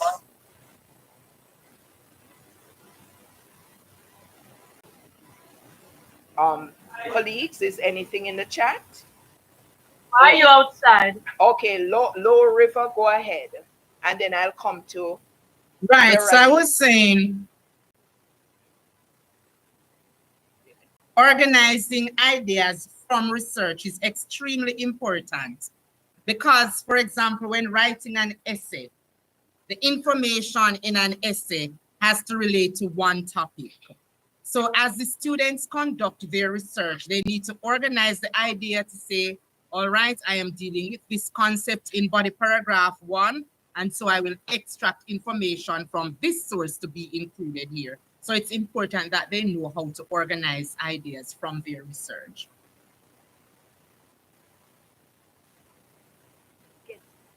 A piece here and a piece there. How they sequence what they get to respond to a prompt that requires a special skill. All right, thank you for that. Veronique Davis, could you go ahead? You had your hand up earlier. Please unmute. All right, I think she changed her mind. All right. Colleagues, synthesizing sources is a very it's a needed skill. It's a big skill for the children. If you talk about something that is challenging, talk about this area. Because having learned all that you have taught them, and I see my colleague here saying they can use, are you talking about the organization or the synthesis with the graphic organizer? Which one are you talking about? Because I think for the synthesis, the graphic organizer could work for both. So the students here, we primarily focus on the non-fiction text, as you can see for grade 4. It says fiction and non-fiction, but we focus primarily on the non-fiction texts to compile their pieces. It might not be reports, but it might be an expository piece. And so the students have to draw. They have to use all the skills. When they're synthesizing what they're doing, they're now looking at text features, they're looking at the multiple sources, how to organize, and they're pulling all these skills together to do what we want them to do. And so the name of the game is practice, practice, practice. Not talk about, not notes, but actually giving them practice in doing this. And you see that the skill is repeated they're summarizing and synthesizing from the different sources in grade 5. And although we didn't find it explicitly stated at grade 6, the arrow is saying it must be done at grade 6. Thank you. Could you scroll down, please, Mrs. Marsh Harris? So we go to writing, and I am skipping through very quickly in the interest of time. So for writing, the writing process factors large. And colleagues, our students have to see the process. It happens with me all the while. All of us, you put a message in the WhatsApp. I'm so glad that WhatsApp now has edit, because sometimes even after you check it and you post it and you look at it, you say, oh my God, 2 words join up, but you get the 2 minutes that you can press edit and go in it and say, let me change it before the people think I'm a dunce, right? So all of us, it doesn't matter what stage of the game we are, we generate ideas, we brainstorm, we put the pieces together, sometimes with the help of others. We try to sequence our ideas, we try to put them together and do a rough draft. Oh, somebody's saying something? Okay, sorry. I thought somebody was saying something. And when we do the rough draft, we look at it and we say, boy, this draft doesn't sound so good. Or somebody reads it and say, no man, you didn't address this, and we revise it. And then when we're finished, we find all the grammatical errors. Sometimes Grammarly helps us, but Grammarly makes mistakes. ABC check makes mistakes. And so we have to go and fine tune, and we share. So please, as you can see, you're seeing a lot of that, and my colleague is giving you a strategy, the arms and cups strategies, right? So you can look that up and practice the different strategies, but teach your students, let them use up the checklists that my colleagues shared earlier, the rubrics to go through the writing process. Do not expect your students to sit and write a perfect piece. Do not expect them to research from multiple sources overnight and get it. They're not going to get it. We don't get it. At my age, I don't get it in one go. So you can't expect an 11-year-old or a 10-year-old or a 12-year-old to get it right at one go. They must practice the writing process. Please scroll down, my colleague, Mrs. Marsh Harris. Please scroll down. And so you see all those skills, all of these objectives are from the curriculum, but we have just grouped them together for you to see it at a glance. Expanding ideas factored large in our data analysis for PEP. What they're seeing is that the children, they write ideas, but they don't know how to elaborate. And so one big skill has to be helping our students to extend the length and structure of their paragraphs and sentences by using transitional words and phrases and connectives to extend their paragraphs or extend their sentences. So teach them different types of sentences. Sometimes when we say types of sentences, it's not just to do that in the grammar class, but the students need to see it in their real writing, that when you use a complex sentence instead of just simple sentences, or use a compound sentence to expand your ideas.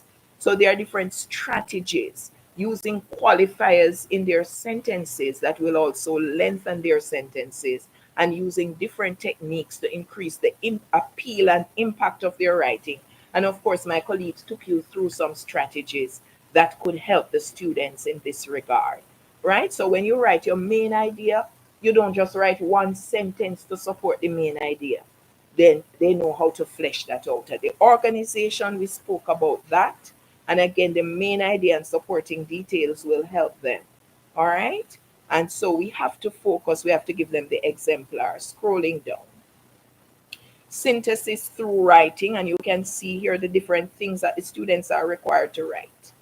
And colleagues, just point out that although PEP does not focus on short story writing, creative writing, and we don't have those represented here because this is a PEP workshop, please do not deprive the students of the foundation for the story writing. Even if you focus on this initially for them to do the PEP, please go back and teach those foundational synthesis writing skills that will help them. So they are doing the exposition, as you see their explanations, directions, all sorts of things, expose the students to the different types of writing. Could you scroll down? I think that's it. And the editing and revision, which is also a part of the writing process, but we have singled it out because it is very, very critical in the students learning to edit and revise their work through self-assessment, peer assessment, and not just waiting on teacher assessment. So our final words, and let me see what time it is. I want to wrap up before 1 o'clock. The other question was, what is the value of repeating certain skills across the grade level? Anybody wants to answer? Why are certain skills repeated across the grade levels? For reinforcement? For reinforcement, as simple and powerful as that. And yes, Miss. And practice makes perfect. Practice make perfect. Very good. Exactly. And also some of them build on each other. Now, in some cases, they're repeated as they are, but in some cases, and inadvertently, we are going to build on them, because guess what? It's a different grade level. They're reading material at another level. So they're doing the same skills, but their cognitive rigor is now higher. It is now at a higher level because they are reading more complex material. They're interfacing. They're getting more challenging tasks, even though they are doing similar things. So pay attention to these big skills. The inferencing and the other things that you mentioned, yes, they are important. And as somebody says, some of them are embedded in, like, looking at the text features, looking at other things. So my colleagues, we're going to advise you to do this. And the final question, what is the value of using a learning progression map? Do you see any value in this? Or is this learning progression map a waste of time? What is the value of this map? Please share. It's like building a house, Miss. You have to lay the foundation. If the foundation is strong, then the rest of the building will hold up. And these skills that they garner in the primary school will help them throughout their education. Very good. And I see somebody just wrote up a comment that if they are so important, they should be used at the lower levels. And we're happy to tell you that most of them are at the lower levels. They are right there. It's just that we are doing one for 4 to 6. But if we did one for 1 to 3, although we don't single out the research skills at 1 to 3, they are subsumed under comprehension. But that being aside, if you should look at the writing at 1 to 3, it's the similar big skills. And if we were doing comprehension, certainly some of the inferencing and things that you were talking about would factor large. All right? I'm not seeing all the comments. Colleagues, could you share 2 or so of the comments with me? Somebody will see in the chat. It's a framework for building writing, Jamilian. They will learn to convey information in a meaningful way, Dwayne. And further up, it says, since these big skills are so important, they can be simplified into a lower grades. I guess you got that already. Right. Thank you so much. People are And saying, I agree, and so on. right. And so I hope that you will use this as a learning tool, right? As a not a learning tool, as a planning tool as teachers. All right. And it says lies in its ability to clearly outline the steps. I don't say the rest of it. But colleague, at a glance, you can check yourselves as teachers. Am I doing these big skills? So if you're not teaching these big skills in meaningful ways, it means that you're lacking. All right. And so we ask that you be guided by this. It is not a replacement for the curriculum. The curriculum has other things, but we just pull together these critical things. And so, thank you so much. Mrs. Marshall, could you go to the final slide of my presentation and I just take them through the 3 critical points and I'm done.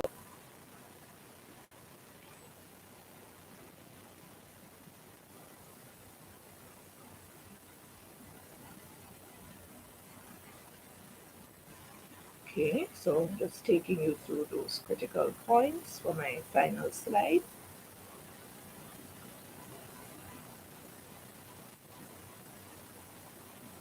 Okay, thank you.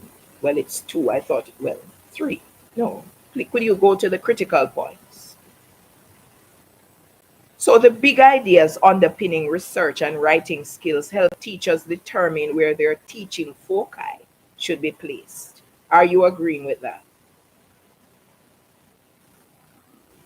Colleagues? Okay, yes.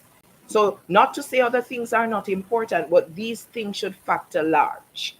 And a learning progression map reflects critical skills, especially those that spiral across grades, underscoring their importance. I thank you. Is there any burning question before I hand over to Mrs. Charlotte Como?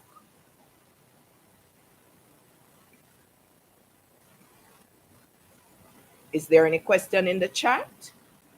Miss, good afternoon. Yes. It's not really a question, really, what you just did, but there's this document that is normally sent to the schools from 4 to 6 that speaks to what will be coming in the exams. I don't know if you're aware of this. I was just wondering because they usually send it closer to the time. But okay. I'm wondering if it's not a better option to send it like at the beginning of the school year so that we can know what is it that we need to work on, you know? Okay. Yes. All right. I am not aware of the document, but we will investigate and we will make that request. I guess it would be from SAU, I think. No, it's like, for example, if it's math, then they'll say to you, the focus is statistics. Okay. Focus, yeah, stuff like that. I will definitely find out and ask if it is something that could be shared with you. All right? But I guarantee you, colleagues, that if you focus on these big ideas or big skills, that certainly your students are going to do exceptionally well. The secret lies in these big ideas and the strategies that you have learned today. And so please remember to do your evaluations. Please remember to do what is it again, to sign the register. And I will pass on your concerns about the differentiated assessment as well. Thank you so much for your keen attention. Mrs. Como, over to you.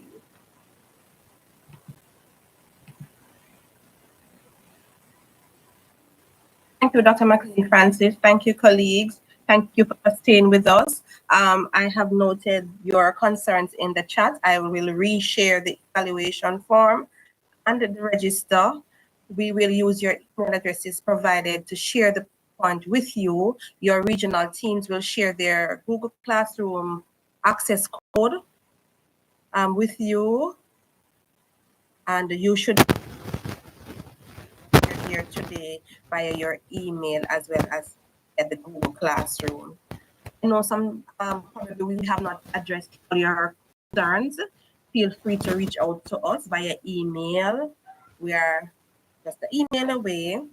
When I share the PowerPoint and other resources with you, I will be sure to include the other email addresses of my colleagues so that you can always reach out to us. Thank you so much for being here with us today, for participating. I pray that you will seek to include some of the strategies learned today in your classroom. If you have other strategies that you want to share with us, feel free to share it. Feel free to share in your Google Classrooms. We can always continue to learn from each other. All right, colleagues, thank you so much. Miss, I'm asking you kindly. The questions may come from. Miss, I'm asking you kindly. Hold on a minute, evaluation Miss. Hold on a minute. Hold on a minute. Go ahead, Doc.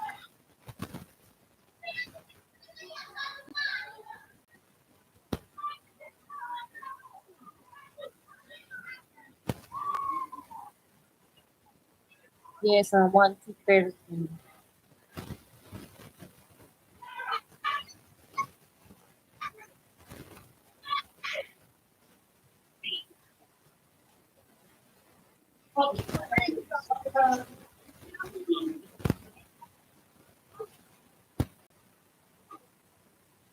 All right.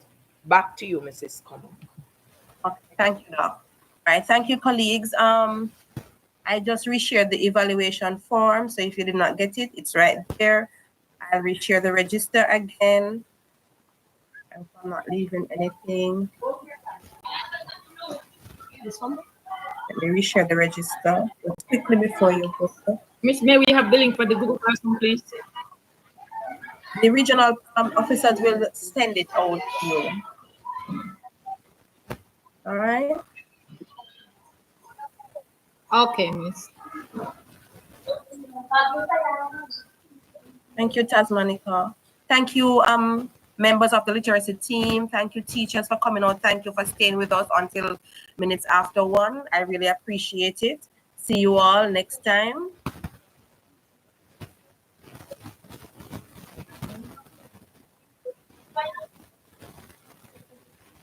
I did update the form on the other reading. Madam Host.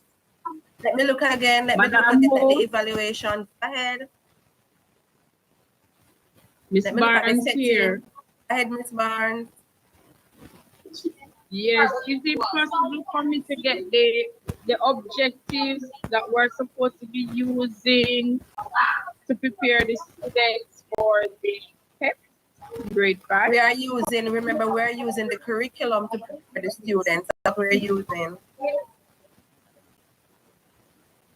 I'm not hearing you. We are using the curriculum to prepare the students.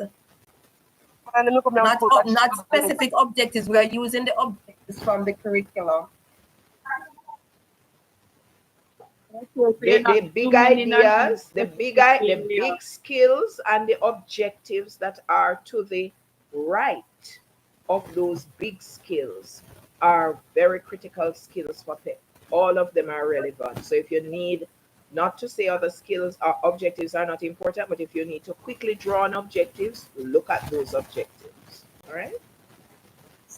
Also, I'm not seeing in Region 6 in the evaluation form. All right, I'm adjusting it now. Just give me a minute. How can I send it home? Not see region 7 either. Not see region 7 form.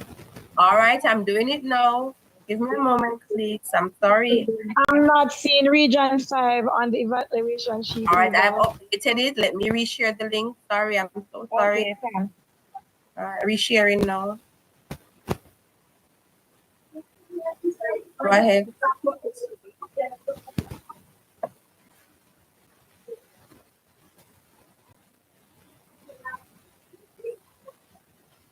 John, because many times the regional directors ask us to share registers from our training because they need to check on their schools, okay?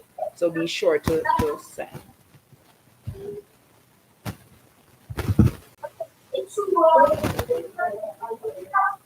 One that I'm looking on, Miss, the one that I just shared in the link from region 17. Look at it again. Here it is.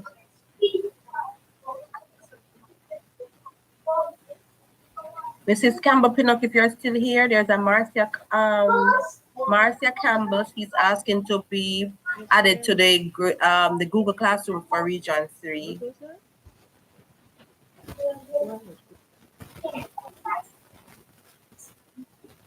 Good afternoon. Was the form we shared? Haven't seen it. There it is again. Good afternoon again, Miss. Could I be added to the grade 5 Google Classroom, please? Myself too. Medicia Dunkley. All right, I'm sure Miss Sharon Bell will reach out to you. Okay. Region 3. All right. For Region 5. Region 3. Also be added? Region 3 is Mrs. Stephanie Campbell Pinnock. Region 5 is Miss Sharon Bell. And Miss Tasmanica for Region 6, she just shared the link for her classroom in the chat. Region 2 is Mrs. Opal Utah Wilson. Region 7 is Miss Levon Wheeler. You could reach out to her. Region 4, Mrs. Shakes Wilson.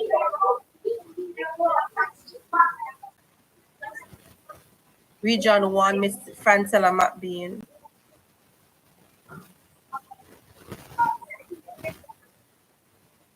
They will share the link with you. If you don't see the link, you can reach out to them. I know they have some WhatsApp groups, so you can reach out to them.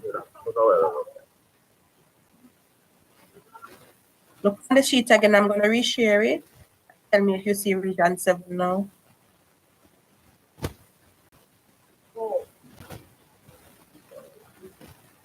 One person.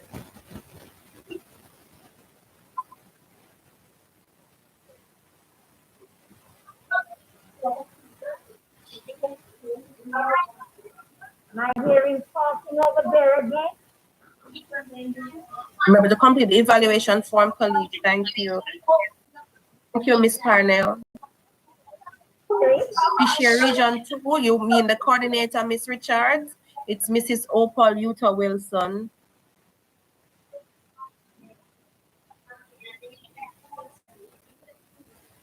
All the regions are on the form now. I don't know which form you're looking at. There it is again. No ball, please stay in your region.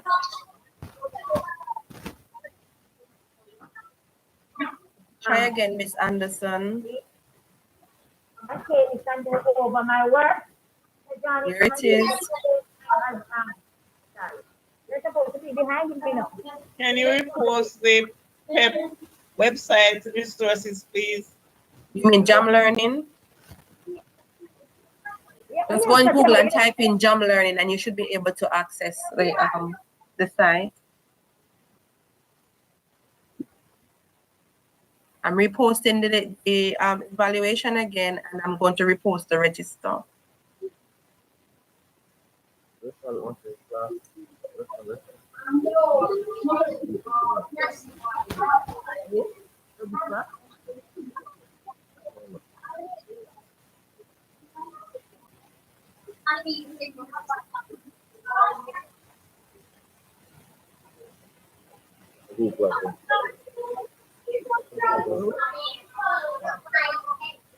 This one. You're free to leave after you have completed the evaluation. Thank you, colleagues. I'm sorry. Thank you.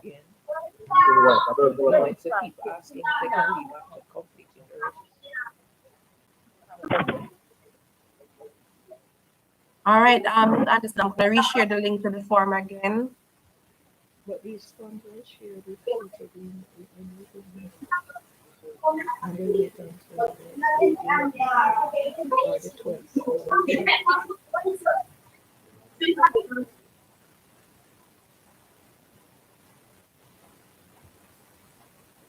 All right, Ms. Anderson, you can go ahead again, read the register.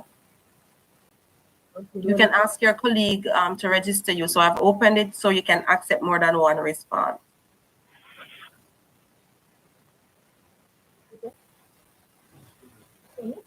No, se lo tell me I spoke to him. You don't know the center here. I listen now. What is that? Okay, come on.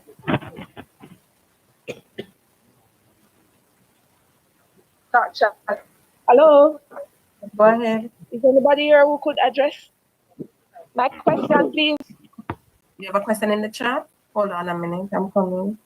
No. I would like to speak with someone because I don't think it's getting anywhere in the chat. Go ahead. All right, my name is Nikisha Miller. I am from Free Hill Primary School. Our school base, I've been trying to get in a group or with someone who is in charge of the literacy-based coordination in my region. What's the region? Region 3. All right, so Mrs. Campbell Pinnock, can she message privately if she's still here? Mrs. Campbell Pinnock, are you still here?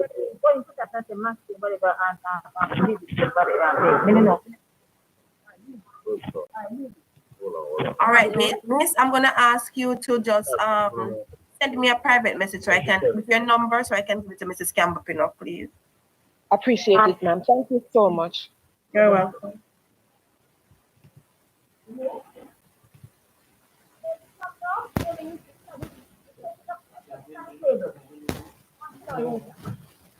How do you submit the group activity? You mean the one from the Padlet, Miss Walters? Mrs. Young, could you answer Miss Walters, please?